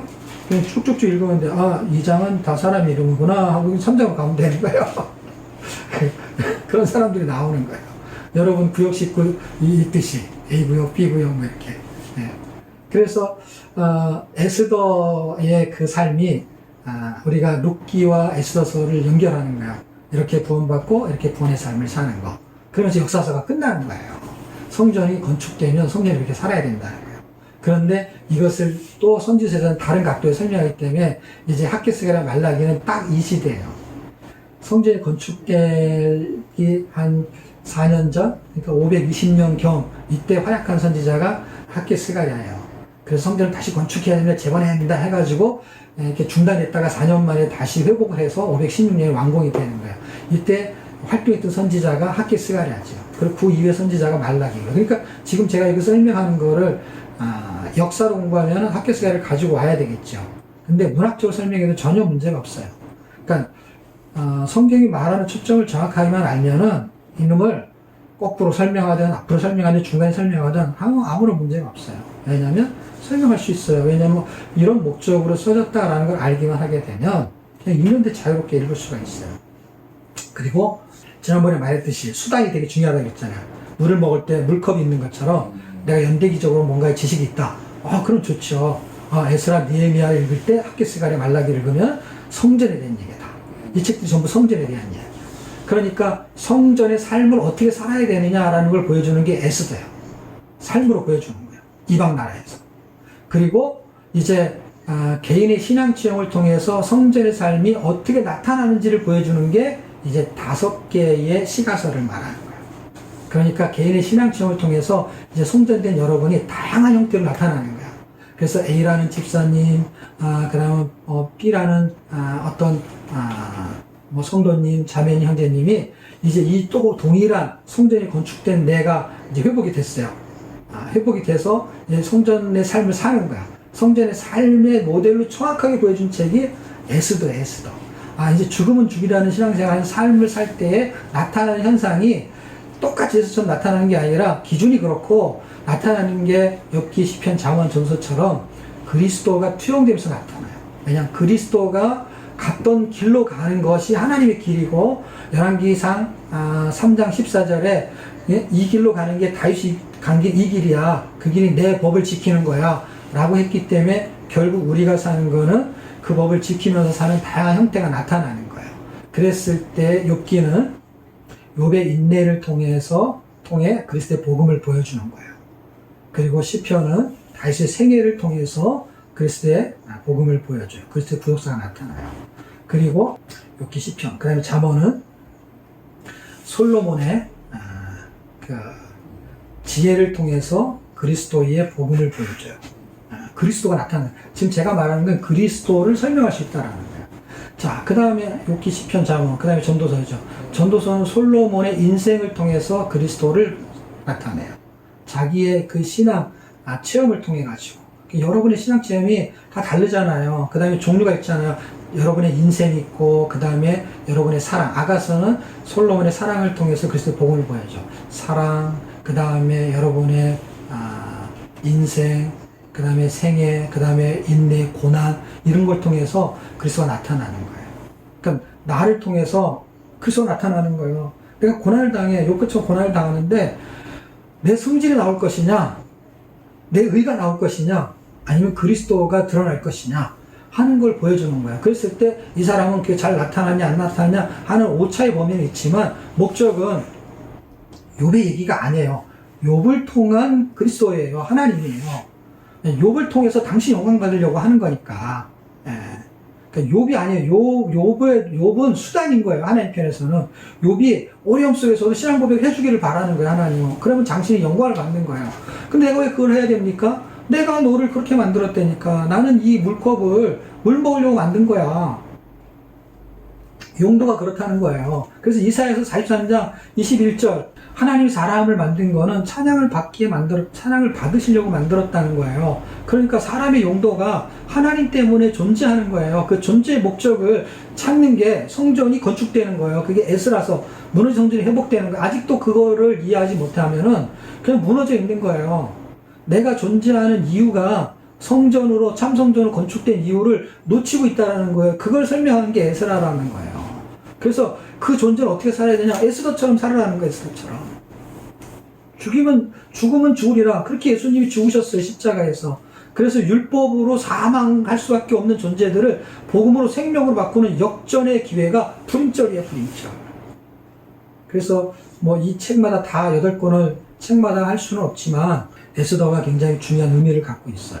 그래서 잔치를 굉장히 이게 뭐 127도 도가 127도예요. 어마어마한 나라예요. 생각해 보세요. 우리나라 다 남북 합쳐봐야 8도 강산 그러잖아요. 도가 8도라는 거예요. 경상도, 전라도 이런 도가 8도예요. 근데 이놈의 나라는요 127도라니까요. 127도. 도가 북이 127도가 아니고 전라도, 경상도 이런 게 127개나 있다는 거예요. 어마어마하게 큰 나라에 127도에 조설 부리면 파발을 띄워가지고 이 127도로 다 가가지고요 각 나라 언어로 조설을 붙여야 되는 거예요. 그게 그렇게 넓어요. 이 나라가 얼마나 강성이냐면요. 잔치를 벌이는데요. 막 일주일씩 잔치를 해요. 그만큼 풍부한 거야. 정치, 경제, 사회, 문화적으로요. 대단히 강성한 나라라는 걸 보여주는 거야, 단적으로. 이런 나라에서 아주 조그마한 소수민족이, 아니, 중국 같은 나라에서 아주 조그마한 소수민족이 어떻게 발붙이고 살아요. 아주 코딱지만한 나라. 이 조선족, 이런 사람들. 묘족, 이런 족속들이 있잖아요. 그런데 놀라운 현상이 나타나요. 결론을 먼저 말할게요. 이 에스더에서 죽으면 죽이라라는 삶을 사니까 어떤 반전이 일어나느냐? 죽었다 살아나는 반전이 있긴 해요. 근데 결과는 어떻게 나타나느냐? 하나님 영광 받는 그 결과가 유대인이 살았다는 게 아니에요, 여러분. 그를 살게 하는 역전을 통해서 하나님 영광 받으시는 게 나타나요. 그게 이제 다니엘서 내일 한 번 더 반복이 될 거예요. 그런데 여기서는 어떤 내용이 나타나느냐? 기가 막힌 내용이 나타나요. 그러니까 원래 시대적으로 보면 바벨론 다니엘서에 대한 내용이 움직이고 그 다음에 바사직이 움직이잖아요. 여기 더 기가 막힌 게 움직여요. 어떻게 움직이느냐?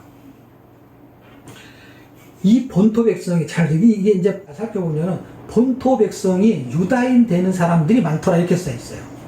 그럼 여러분이 미국에 살면 본토 사람이 미국 사람이고 여러분은 사실은 본토 백성이 아니잖아요. 유다인처럼 어떻게 말하면 우리를 뭐라고 말하는지 잘 모르겠는데 이민 같지만은 중국 같은 경우로 말하면 한국 사람이 조선족이라고 말하잖아요. 이 사람들을 그런 식으로 본다면 유대족인 거죠. 유대족. 그 조그마한 민족이죠. 근데 어떻게 그 본토 백성이 미국 사람이 그 본토 나라에서 중국인이 한국에서 귀화한다 그러면 이해가 되지만 거기서 자리 잡고 사는 사람이 나 이제 한국 사람 돼야지 그런 사람이 어디가 있어요. 간혹 정말 훌륭한 아내를 만나가지고 남편이 한국 사람으로 바꿔야지 하는 경우는 있을지 모르지만 드물거든요. 막 미국 사람하고 결혼해서 미국 시민권을 따려고 하는 분위기가 더 많지. 옛날부터 어떻게 거꾸로 되는 경우가 드물잖아요. 이게 지금 거꾸로 돌아가고 있는 거예요. 본토 백성이 유다인 되려고 하는 사람이 많았다는 거예요. 저는 이게 너무 신기한 거예요. 야, 이럴 수가 있었구나. 그러니까 어마어마한 기적이 일어난 거예요. 어마어마한 기적. 그 한 줄이. 근데 어떻게 해서 그런 일이 벌어졌느냐? 전도해서요? 아니에요. 하나님 믿는 백성이 이 존재 회복이 되고 말씀 회복이 되고 거룩 회복된 삶을 사는 거의 결과치가 뭐냐? 죽으면 죽으려였던 거예요. 그러니까 하나님 산 제물로 살아버렸던 거예요. 그냥 죽어도 좋다는 거예요. 그렇게 살아버리니까 어떤 일이 벌어졌느냐? 그 사람들이 나도 하나님을 믿는 백성이 됐으면 좋겠다. 그래서 귀화를 했다는 게 귀화를. 유대인이 돼버렸다니까, 유대인이. 그런 기적이 일어나는 그런 역사가 지금 역사 속에서 일어나고 있다는 것은 그건 하나님이 영광을 받으시는 기가 막힌, 그냥 이렇게 생각하면 되죠. 예수 안 믿는 사람이 지금 이거를 신분으로 말하니까 미국 시민권을 갖다가 다시 한국 시민권으로 온다. 이렇게 해석하면 안 되고, 그거는 구약 당시고 지금 당시를 어떻게 해석해야 되느냐. 유다 백성인 것처럼 조선족인 것처럼 한국 족속인 것처럼 그리스도인이 전 세계 예수 안 믿는 사람을 비하면은 딱 그런 분위기죠. 그러니까 이 사람이 사는 삶 때문에 에스더 같은 삶을 사는 것 때문에 예수 안 믿는 사람이 본토 백성과 같은 거야. 왜 본토 백성이냐? 세상 나라가 본토니까. 우리의 본토는 저기 또 있잖아요. 예? 여기는 이제 대사관으로 와 있는 거 우리가 대사관으로. 원래 본토가 있잖아. 하나님 나라의 본토 백성이야 우리는. 근데 이 세상 나라의 본토 백성이 또 있는 거지. 그 본토 백성이 아이고 내가 저 예수 믿는 나라 백성이 됐으면 좋겠다 이렇게 말한다는 것이지. 그런데 이런 발단이 어떻게 움직이느냐, 제가 이제 엊그제도 얘기했지만 지난주에도 아말렉이라는 거, 참 아말렉이라는 족속은 특이한 족속이라고 합니다. 제가 사전도 찾아보고 나름대로 찾아보니까 창세기에 아말렉이 나오기는 해요. 에서의 후손의 이름에 아말렉이 있어요. 한 36장쯤에 가면. 근데 더 놀라운 것은요, 제가 또 좀 더 공부를 더 해보니까 아말렉이라는 족속이 에서가 태어나기 전에 아말렉 이름이 또 나와요. 그래갖고 점점 공부를 하면 이렇게 헷갈려. 전에 이제 그 정도 지식이 없을 때 이제 이 책을 썼는데, 그래서 이 책을 쓸 때는 이제 아말렉은 에서의 후손이라고 제가 이제 이 비전통지에 썼는데, 이제 시간이 지나면 사람이 점점 공부를 하게 되잖아요. 지식이 늘잖아요. 그런데 그 전에 아말렉이 있는 거야. 그러니까 그러니까 그거를 이제 해석하기가 되게 어려운 거죠. 그만큼 아말렉이라는 존재가요, 상당히 베일에 쌓여 있는 존재예요. 그래서 하나님을 대적하는 무리를 아말렉으로 보는 시각도 있어요. 그래서 어느 지역도요 어느 한 곳에 딱 그런 블레셋 지역이 있잖아요. 아말렉은요, 굉장히 여러 군데서 움직이는 활동을 보여줘요. 그래서 그들이 어디에 정착하고 살았는지도 문을 찾아보면 찾아볼수록 엄청 헷갈려요. 그래서 이건 이런 거는 자세히 공부 안 하는 게 좋아. 머리가 자꾸 복잡해져. 근데 어쨌든 그 아말렉이라는 것이 이스라엘하고 맞붙어하고 등장하는 게 출애굽기 17장이에요. 출애굽을 해가지고 광야로 진입해 나올 때 이 뒷배후에서 연약한 사람들을 쳐서 막 게릴라처럼 괴롭혔던 그런 게 아말렉이라는 족속이거든요. 근데 그 아말렉이라는 거하고 싸울 때 모세 시대 그때 여호수아는 장수였고, 그때 전쟁에서 이기고 승리하는 건 모세의 실력이 아니라, 여호수아의 실력이 아니라 모세가 손을 들었다 놨다 하게 되면 전쟁에서 이겼다 졌다는 거 기억나세요? 그게 아말렉하고 전쟁이에요. 아말렉. 그 아말렉하고 전쟁에서 끝이 아직 안 난 상태에서 하나님 뭐라고 하시냐면, 내가 아말렉과 대대로 싸우리라 할 때 하나님이 그놈들하고는 내가 대대로 싸우리라. 그래서 하나님의 적이에요, 아말렉이. 그래서 아말렉의 씨를 완전히 멸하고 싶은 마음이 하나님한테 있었던 것 같아. 그게 어떤 하나님의 백성을 계속 괴롭히는 인물, 나라로 쓸 때 아말렉을 대표성으로 쓰는 것 같아. 그러니까 제가 이제 나름대로 공부한 바로, 그러니까 예를 들면 이렇게 신학적으로 정확하게 맞아떨어진 게 아니라 제 느낌으로 하는 것이, 사탄의 세력이 뱀이 있는 것처럼 아말렉이 그 사탄의 세력에 또 변장된 어떤 모습으로 등장하는 것 같은 거예요. 신약시대는 그게 이제 적그리스도와 같은 걸로 등장을 하고, 그래서 굉장히 사람들을, 하나님의 백성 힘들게 만드는 그 세력이 아말렉이에요. 근데 왜 제가 그렇게 생각하냐 할 때, 하나님이 이 가나안이나 다른 족속, 7 족속들한테는 그렇게 말한 적이 없어요. 그냥 쫓아내겠다 이렇게 말하는데, 아말렉에 대해서만큼 이렇게 말해요. 하나님, 당신이 그놈들하고는 내가 대대로 싸우리라. 그 대대로 싸우리라는 게 어떤 의미가 있어요? 계속 존재한다는 그런 의미입니다. 멸종이 안 되는 거, 신기하게도.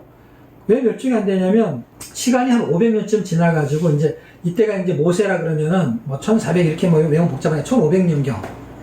1500년경으로 이해하시고, 500년이 지나면 1000년경. 그때가 1000년경, 1050년 이제 사울이 왕을 하잖아요. 사울이 왕을 할 때니까 약 500년. 500년 지나가지고 아말렉과의 전쟁이 사무엘상 15장에 등장해요. 그때 하나님이 사무엘을 통해 갖고 하신 말씀이 뭐냐면, 그 아말렉의 씨를 멸하라고 했어요. 아말렉하고 싸워서 이길 만한 실력이 안 돼, 원래. 하나님이 계획을 하셔야 돼. 이기게 하시겠다고 했어요. 하나님이 이기게 하시겠다고 했기 때문에 전쟁에 승리했어요. 그래서 이 탈출물, 그게 전쟁에서 이제 승리하게 되면서 이제 갖고 오는 전리품들이 있잖아요.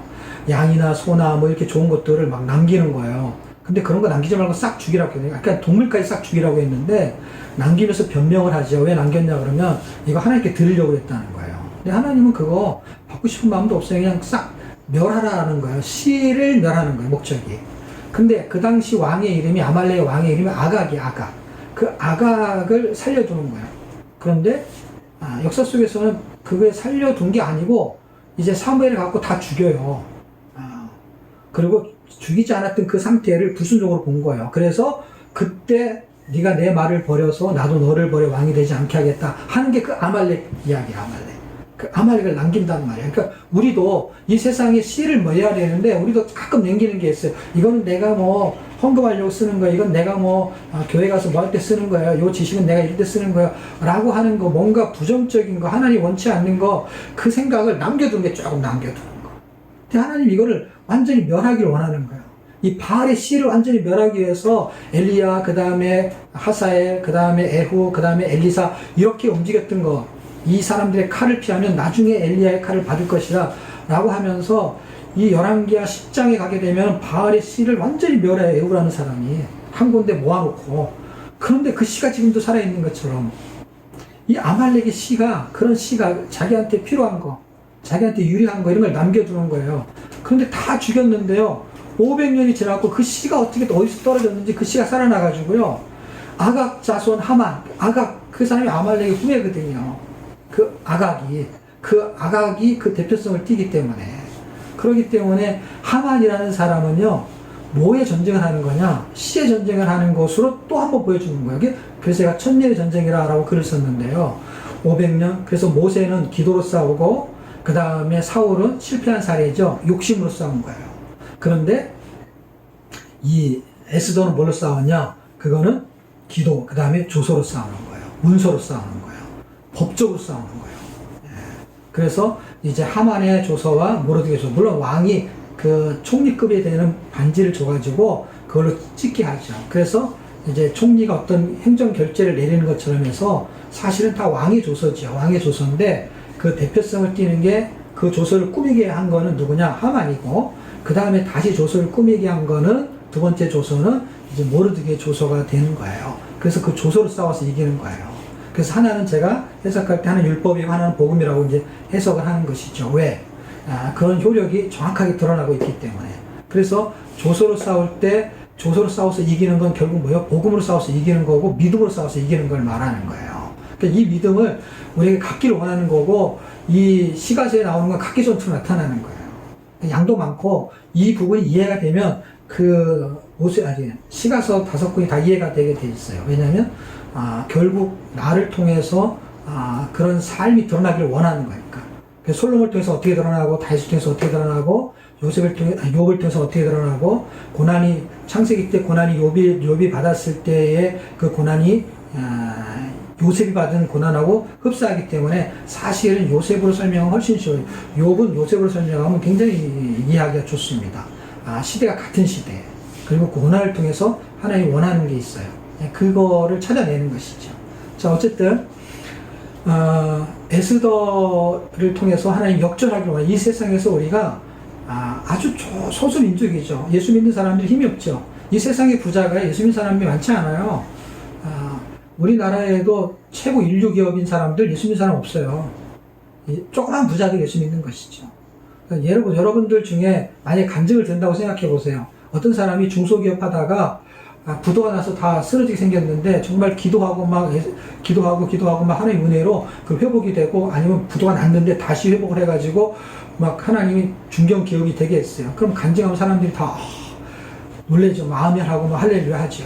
그러면 하나님이 그렇게 해서 자기가 중견 회사를 꾸렸다라고 할 때 그 간증을 듣는 우리는 정말 하나님께 감사하고 감사한 일이죠. 근데 예수 믿지 않는 대기업의 회장이 들으면 뭐라 그랬어요? 콧방귀를 끼죠. 하나님은 나보다도 못하네. 나는 자수성가해서 이렇게 이뤘는데 하나님이 대단한 하나님이라면 천국이 있고 어쩌고저쩌고 떠들어대는데 하나도 귀에 들어오지 않아요. 하나님은 그걸 원하지 않는 거예요. 그런 업적으로 전도가 되냐? 전도 안 돼요. 죽으면 죽으리라가 왕을 전도할 수 있는 거예요. 그래서 다니엘이 왕을 전도하는 거예요, 왕을. 너희 하나님이 진짜 하나님이구나. 이렇게 말하게 만들어요. 돈이 아니고요. 그 실력이 아니에요. 믿음이에요, 믿음. 믿음이 아니면은 대기업 회장을 전도할 수가 없어요. 왜냐? 돈으로는 안 돼요.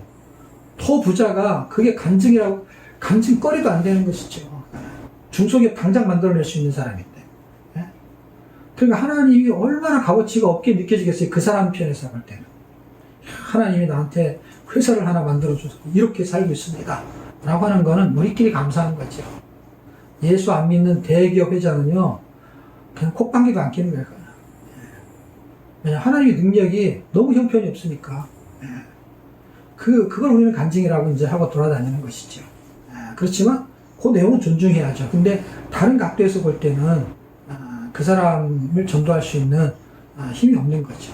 근데 이 여인 하나가 죽으면 죽으리라, 물어두기가 그런 신앙을 가지고 키웠고, 그런데 그 신앙이 본토 백성을 유다인되게 만들었다는 거예요. 그럼 이게 지금 우리의 얘기가 되는 것이고, 우리가 어떤 삶을 살아야 되느냐 하는 거를 잘 보여주는 사건이죠.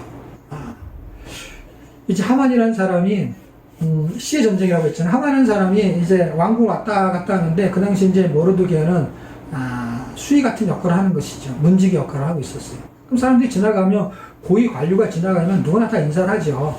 이렇게 하든지 저렇게 하든지 인사를 하는데, 이 모르드게가 하만한테 인사를 하지 않는 거예요. 왜 인사를 하지 않았겠어요? 그게 아말렉 족속이라는 걸 알았던 것이죠. 대대로 적대하는 민족이죠. 그 자기는 하나님한테만 절한다, 인사한다, 이렇게 말을 해버리는 거예요. 그래서 이 하만이라는 사람이 처음에는 자기가 누군지 몰라봤을 거라고 생각해가지고 이제 다른 부하 직원들을 보내가지고 모르드게한테 자초지종을 잘 얘기해서 내가 이 지위가 굉장히 높은 사람이니까 나한테 이제 인사를 하라라고 잘 가르쳐라. 그래서 알아듣게 이제 설명을 해요. 근데 이 사람의 이름이 뭐예요? 모르드게. 알아듣게. 나는 모르드게. 나는 알아듣게. 나는 모르드게.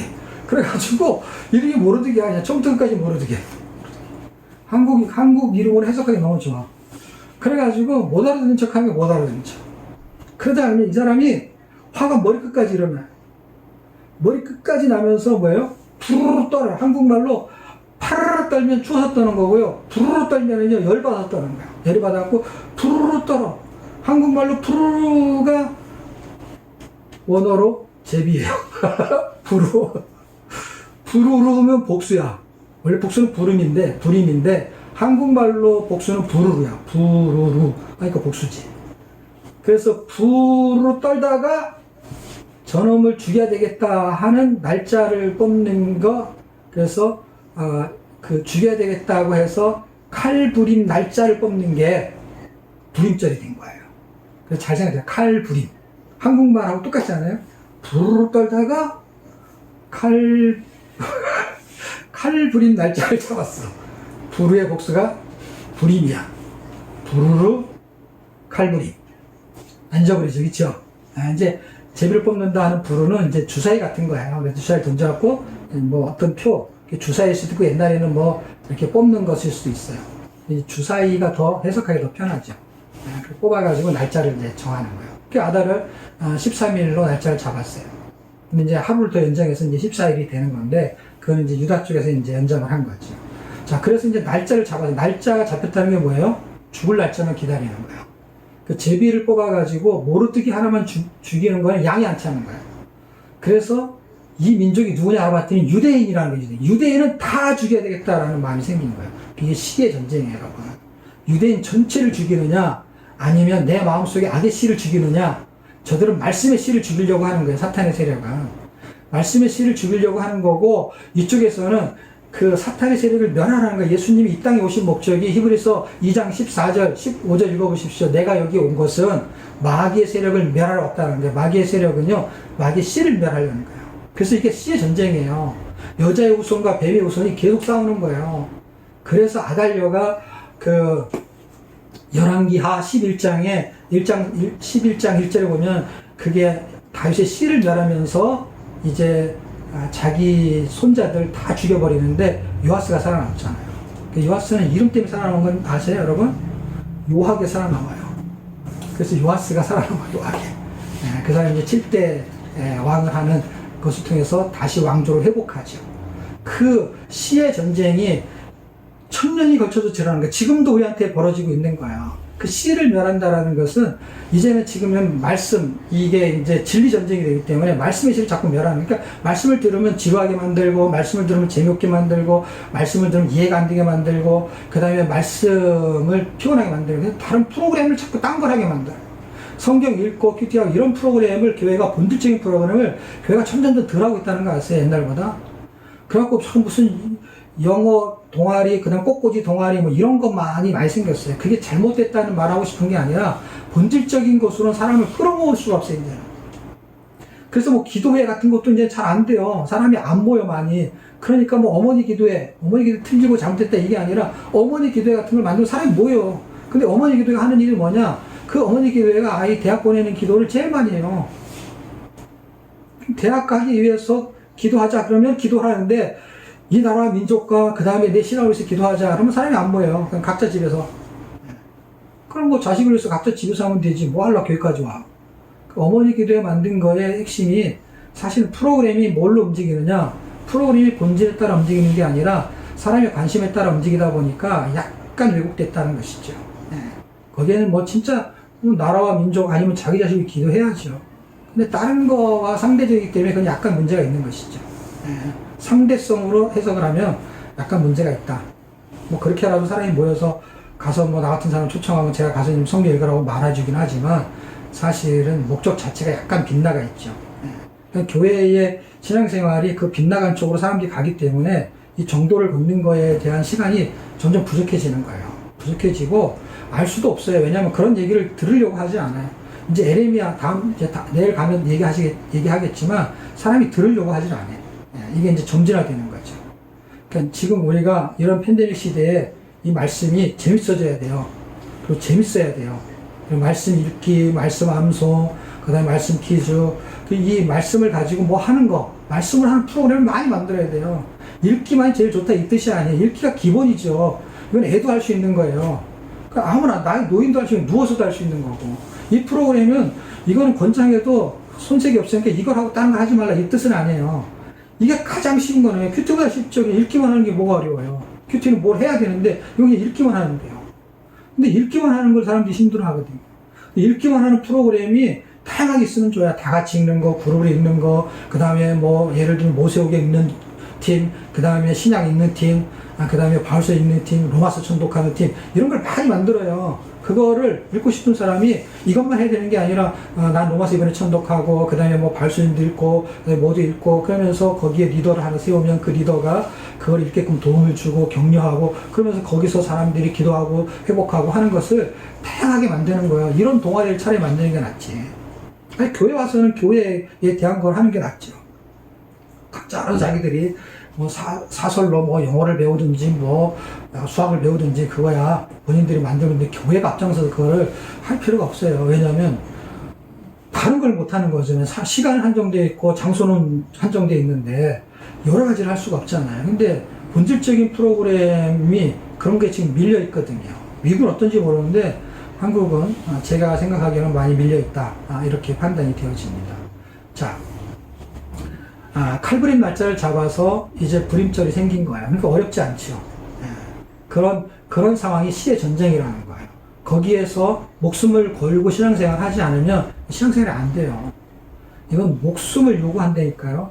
로마서 잘 읽어보시죠. 로마서가 1장에서 11장까지는 사실 구원에 대한 이야기를 하는 거예요. 그래서 예수를 믿었어요. 그러면 12장에서 그러므로 라는 건 뭐예요? 이제 예수 믿었으니까 이 말하고 같은 거예요.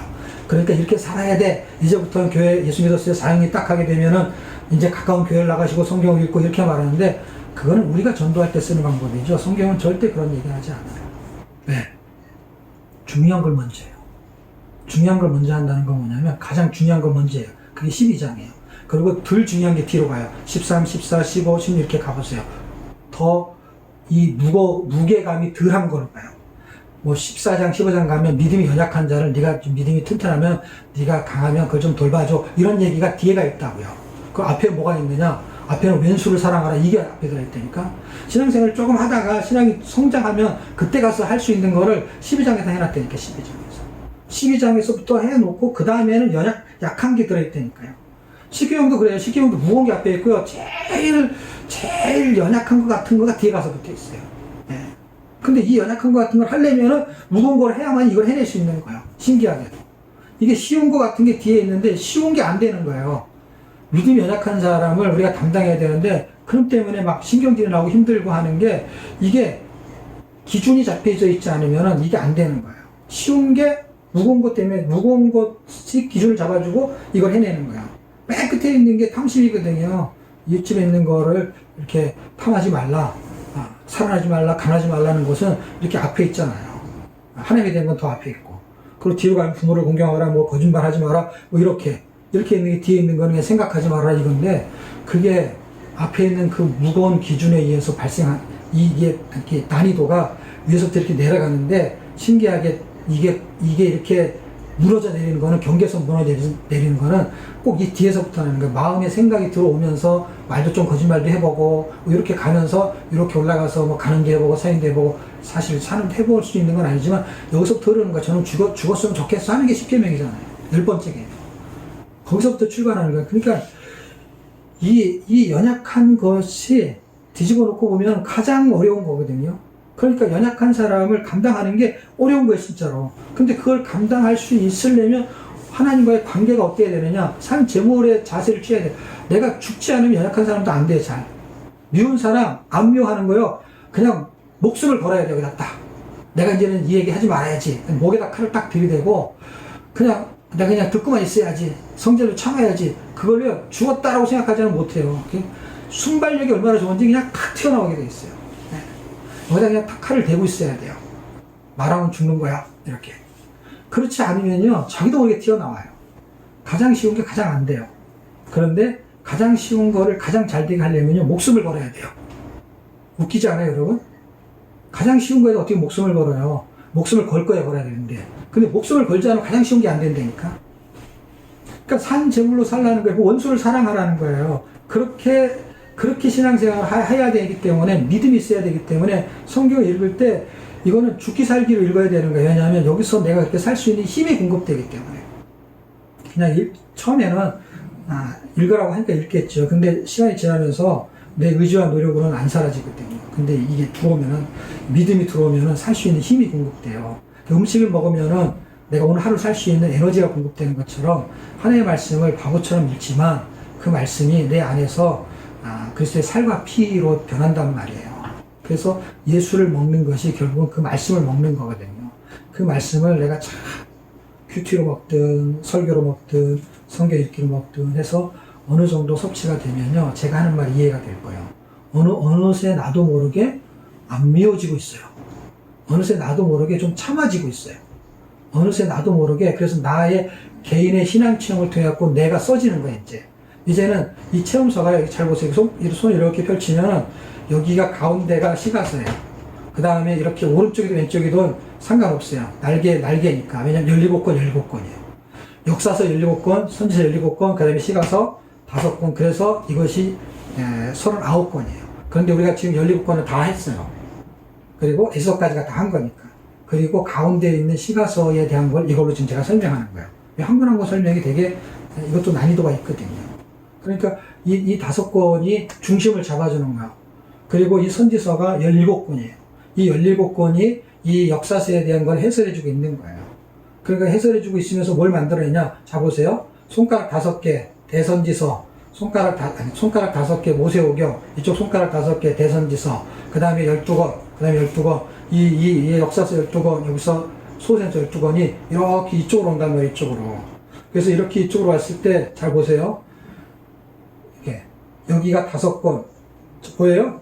여기가 4권, 그 다음에 여기가 3권. 이 간격이 있잖아요. 여기가 크고 좀 작고, 여기가 아주 작고. 그래서 5권. 그리고 여기가 4권, 여기가 3권. 할 때 이 끄트머리에 3권이 여기가 에스라, 니에미야, 에스더에 끝나는 거야, 이렇게. 그 다음에 욥기, 시편, 잠언, 전도, 하가서. 그 다음에 이렇게 가는 게 아니라, 책은 문학적으로 이렇게 되지만은, 참성전을 만들어내는 게 사람이기 때문에 내가 이렇게 그림으로 설명했거든요, 강의할 때. 이게 대선지서 해가지고, 이렇게 대선지서. 그 다음에 여기에서 5권, 4권, 3권. 이렇게 오는 거예요, 이렇게. 이 끄트머리 오면은, 핫게스가 말라기. 요 두 군데는 시대도 똑같아요. 같은 시대예요, 두 시대가. 그래서 쭉 해서 뭘 만들어내냐? 성전을 만들어내는 거예요. 이쪽으로 이렇게 와서 성전을 끝나요. 지금 무슨 말인지 아시죠? 이 책이 성전을 끝난다고요. 에스라, 니에미야, 에스더. 성전을 끝난다고요. 그리고 이쪽에서 이렇게 와서 이 이야기가 여기서 끝날 때는 핫게스가랴 말라기 성전을 끝난단 말이에요. 그래서 성전을 끝나는 그 내 존재가 이렇게 시가서 연결이 돼가지고 욥기, 시편, 잠언, 전도, 하가서가 참 성전인 내가 삶의 현장에서 내가 성전인 삶을 보여주는 것이 개인의 신앙체험에서 나타나는 거예요. 이 내용은 중요하긴 하지만 결국 나의 참된 신앙생활을 만들어주는 거예요. 욥기를 통해서는요, 구원자가 누구인지를 설명해요. 시편을 통해서는요, 그게 구원의 복과 영생의 복, 구원자를 통해서 이 구원의 복을 준다는 거예요. 그래서 다윗을 통해서 예수님이 적나라하게 드러나요. 부활에 대한 이야기도 시편에서 유명해요. 사도행전 2장, 13장 전부 다 부활 얘기예요. 어떤 부활 얘기? 다윗이 이 16편쯤인가요? 16편쯤에 다윗이 자기 육체를 썩어지지 않는다는 얘기를 다 인용해요. 베드로가 인용하고 바울이 인용해요. 인용하는데 똑같이 시편을 인용해요. 근데 그 시편을 인용하는 1권이 1편에서 41편까지가 1권이라고 해요. 그 1권에 다 들어있어요. 예수님의 부활까지 이야기가 다 들어있단 말이에요. 그러니까 구속사의 이야기를 다윗을 통해서 하는 거예요. 개인의 신앙 체험을 통해 가지고 그래서 복음이 등장해요. 그리고 욥기, 시편, 잠언이잖아요. 잠언의 그 구원자가 예수라는 거예요. 지혜라는 게 지혜. 그런데 이거는 세상의 지혜가 아니고 예수님이 지혜라는 거예요. 그래서 제가 요거만 설명하고 마칠게요. 잠언 3장 18절. 18장. 네, 18절. 네, 18절이네요. 제가 한번 읽어드릴게요. 지혜는 그 얻는 자에게 생명나무라 지혜를 가진 자는 복되다. 그래서 지혜를 얻는 게 생명나무하고 연결을 시켜요. 근데 이 생명나무가 창세기 나온 생명나무와 연관성이 있어요. 생명나무가. 그런데 보세요. 그 3장 18절 다음에 4장 7절 한번 볼게요. 4장 7절 찾으셨나요? 예, 없는 분은 제가 얘기한 거 들으시고 있는 분은 같이 보세요. 지혜가 제일이니 지혜를 얻으라. 내가 얻는 모든 것을 가지고 명철을 얻을지나. 자, 지혜가 제일이니 지혜를 얻으라 이렇게 말해요. 그러니까 지혜를 얻는 것이 제일이다 이렇게 말하는데 그 지혜가 뭐냐면 지금 생명나무를 얻는 것이라고 3장 18절에 말하고 있는데 8장에 가게 되면요 그 지혜가 8장 12절. 8장은 지혜 전체를 말해요. 지혜 덩어리죠. 8장 12절. 나 지혜는 명철로 주소를 삼으며 지식과 근신을 찾아 얻나니 하면서 나 지혜는 하면서 의인화를 시켰어요. 그러니까 지혜는 물론 이거 3장부터 쭉 보면은 시간이 좀 많으면 이제 이 부분을 더 극대화시킬 수 있는데 이렇게 나 지혜는 이렇게 말하면서 나 지혜가 누구인지를 이제 찾는 거예요. 35절 대저 나를 얻는 자는 할 때 지혜인데 나를 얻는 자 이렇게 말해요. 그러니까 지혜가 생명을 얻는 지혜를 설명하고 있는 거예요. 얻는 자는 생명을 얻고 여호와께 은총을 얻을 것이다. 그러니까 지혜는 돈을 얻는 지혜가 있고 공부를 하는 지혜가 있어요. 서울대학 가는 지혜가 있고 뭐 하버드 가는 지혜가 있어요. 근데 하버드 가는 지혜와 생명을 얻는 지혜가 완전히 다르죠. 하버드 가는 지혜가 있어요. 그 지혜를 또 지혜에 해당이 돼요. 돈 버는 지혜도 지혜에 해당이 돼요. 그래서 총명이라는 단어를 쓰는데 그 생명을 얻고 여기 은총을 한다고 나를 얻는 걸 할 때 나를 지금 지혜라고 말했어요. 근데 그 지혜가 누구냐 할 때 생명나무라고 말한 것도 어쨌든 예수님으로 설명하는 것으로 정확도가 있는 것을 갖고 온다면 지혜는 생명나무를 얻는 것이고 지혜가 제일이니 말할 때 그 지혜가 생명을 얻는 지혜라고 지금 8장 35절에 말하고 있는 이분이 누군지를 찾아내기만 하면 돼요. 근데 이게 예수님이 찾아내는 거는 8장이 되게 좋은데요. 자, 지금 계속 여러분이 주어를 잘 가지고 읽으면서 22절쯤서부터 이제 지나가요. 여호와께서 그 조화를 시작하고 태초 일하시기 전에 나를 가지셨으며 할 때 이 나가 지금 아까 그래서 제가 그 12절을 읽어드린 게 나 지혜를 할 때 이 나를 말하는 거야. 나를 가졌으며 지혜를 가졌으며라는 거야. 만세 전부터 태초부터 땅이 생기기 전 내가 세움을 받았나니 그러니까 태초부터 그분이 있었다는 거야. 나 지혜가 아직 바다가 생기지 않았고 그러니까 창조 전이라는 거야. 내가 이미 났으며 산이 세워지기 전에 25절이에요. 언덕이 생기기 전에 내가 이미 났으며 이 천지창조를 말하는 거예요. 하나님이 아직 땅도 들도 세상의 진토도 근원도 짓지 않았을 때라 그가 하늘을 지으시고 궁창을 해면을 두실 때 내가 거기 있었고 할 때 요한복음 1장 1절을 그면 하나님과 함께 계셨고 하는 말하고 똑같아요. 그가 위로 구름 하늘을 경고케 하시며 바다의 샘들을 힘있게 하시고 바다의 경계를 주시고 할 때 그러니까 이 창조 때 자기가 있었다니 그 전에 있었는데 그때 같이 있었다 이 말을 해요. 그래서 이 나 지혜는 하는 이 지혜가 이제 9장으로 가게 되면은 이 지혜와 음녀에 대한 이야기라. 음녀와 지혜가 결국 다 여성 명사를 쓰고 있는데 이 지혜는 결국 누구를 말하냐면 그리스도를 말하는 거고 여자의 후손을 말하는 거고 음녀는 뱀의 후손을 말하는 거예요. 그리고 음녀한테 걸려들면 어디로 가느냐? 스올, 지옥에 간다 이렇게 써 있어요. 자기 집으로 인도한다는 거예요. 그 3장을 잘 읽어보게 되면 둘 다 노방에서 그 전도를 해요. 그래서 제가 노방 전도라고 쓰기도 하거든요. 또 길거리에서 외쳐요. 나를 믿으라고. 둘 다. 그래서 예수를 믿는 게 이 지혜를 말하는 거예요. 그리고 그분이 창세기 전에 있었고 창조 전에 있었고 그때 자기가 있었다는 거예요. 그때. 자, 잠언을 좀 더 다른 시각에서 여러분이 보시게 되면 그리스도에 대한 덩어리가 잘 설명이 되어져 있는 책입니다. 어쨌든 이 책들이 되게 무언 책들이 많고 그 다음에 책 안에 들어가서 너무 이 지식적으로 파괴되면 머리가 아프기 때문에 제가 이제 제 간증도 좀 섞여서 하고 어차피 이걸 수련회처럼 생각을 하시고 이게 6일 동안 하는 거잖아요. 그래서 좀 편안하게 생각을 하시고 구약을 어차피 자세히 이 작은 시간에 다 할 수 있다는 거는 무리가 있고요. 이제 이번에 받을 은혜, 하나님 주신 은혜는 제가 뭐 간증하려고 노트에 쓴 것도 없고, 그러니까 되어지는 부분을 하게 된 거거든요. 그때마다 다른 초점으로 하나님 주신 은혜들이 또 다르게 있겠죠. 그러나 이제 핵심적인 건 변하지 않죠. 그 변하지 않는 그 지혜, 그 지혜를 가지고 인생을 살 때에 여러분의 자녀들, 청년들이 있으면 전수를 통해서 창조자를 기억하라 해서 존재를 기억하게 하는 거예요. 그래서 창조자를 놓치면 이 세상은 헛되지만 창조자를 잡으면 복된 인생이 된다 하는 게 솔로몬의 인생론이고, 사랑은 이제 에베소서하고 연결을 잘 시키면은 이제 그리스도와 교회에 대한 사랑을 설명하고 있는 것이기 때문에 그 사랑이 얼마나 크냐, 죽음보다 크고 죽음보다 강하기 때문에 죽음을 이겨버려요. 그래서 그분이 부활하시고, 그런 역전의 삶을 이 팬데믹 시대에 우리 산호세 세계선교 침례계 또 거기 교인이 아닌 사람들 좀 들어와 있으니까 하나님의 백성들이 이 팬데믹 시대에 역전의 삶을 사시기를 주의로 축복합니다. 수고하셨습니다.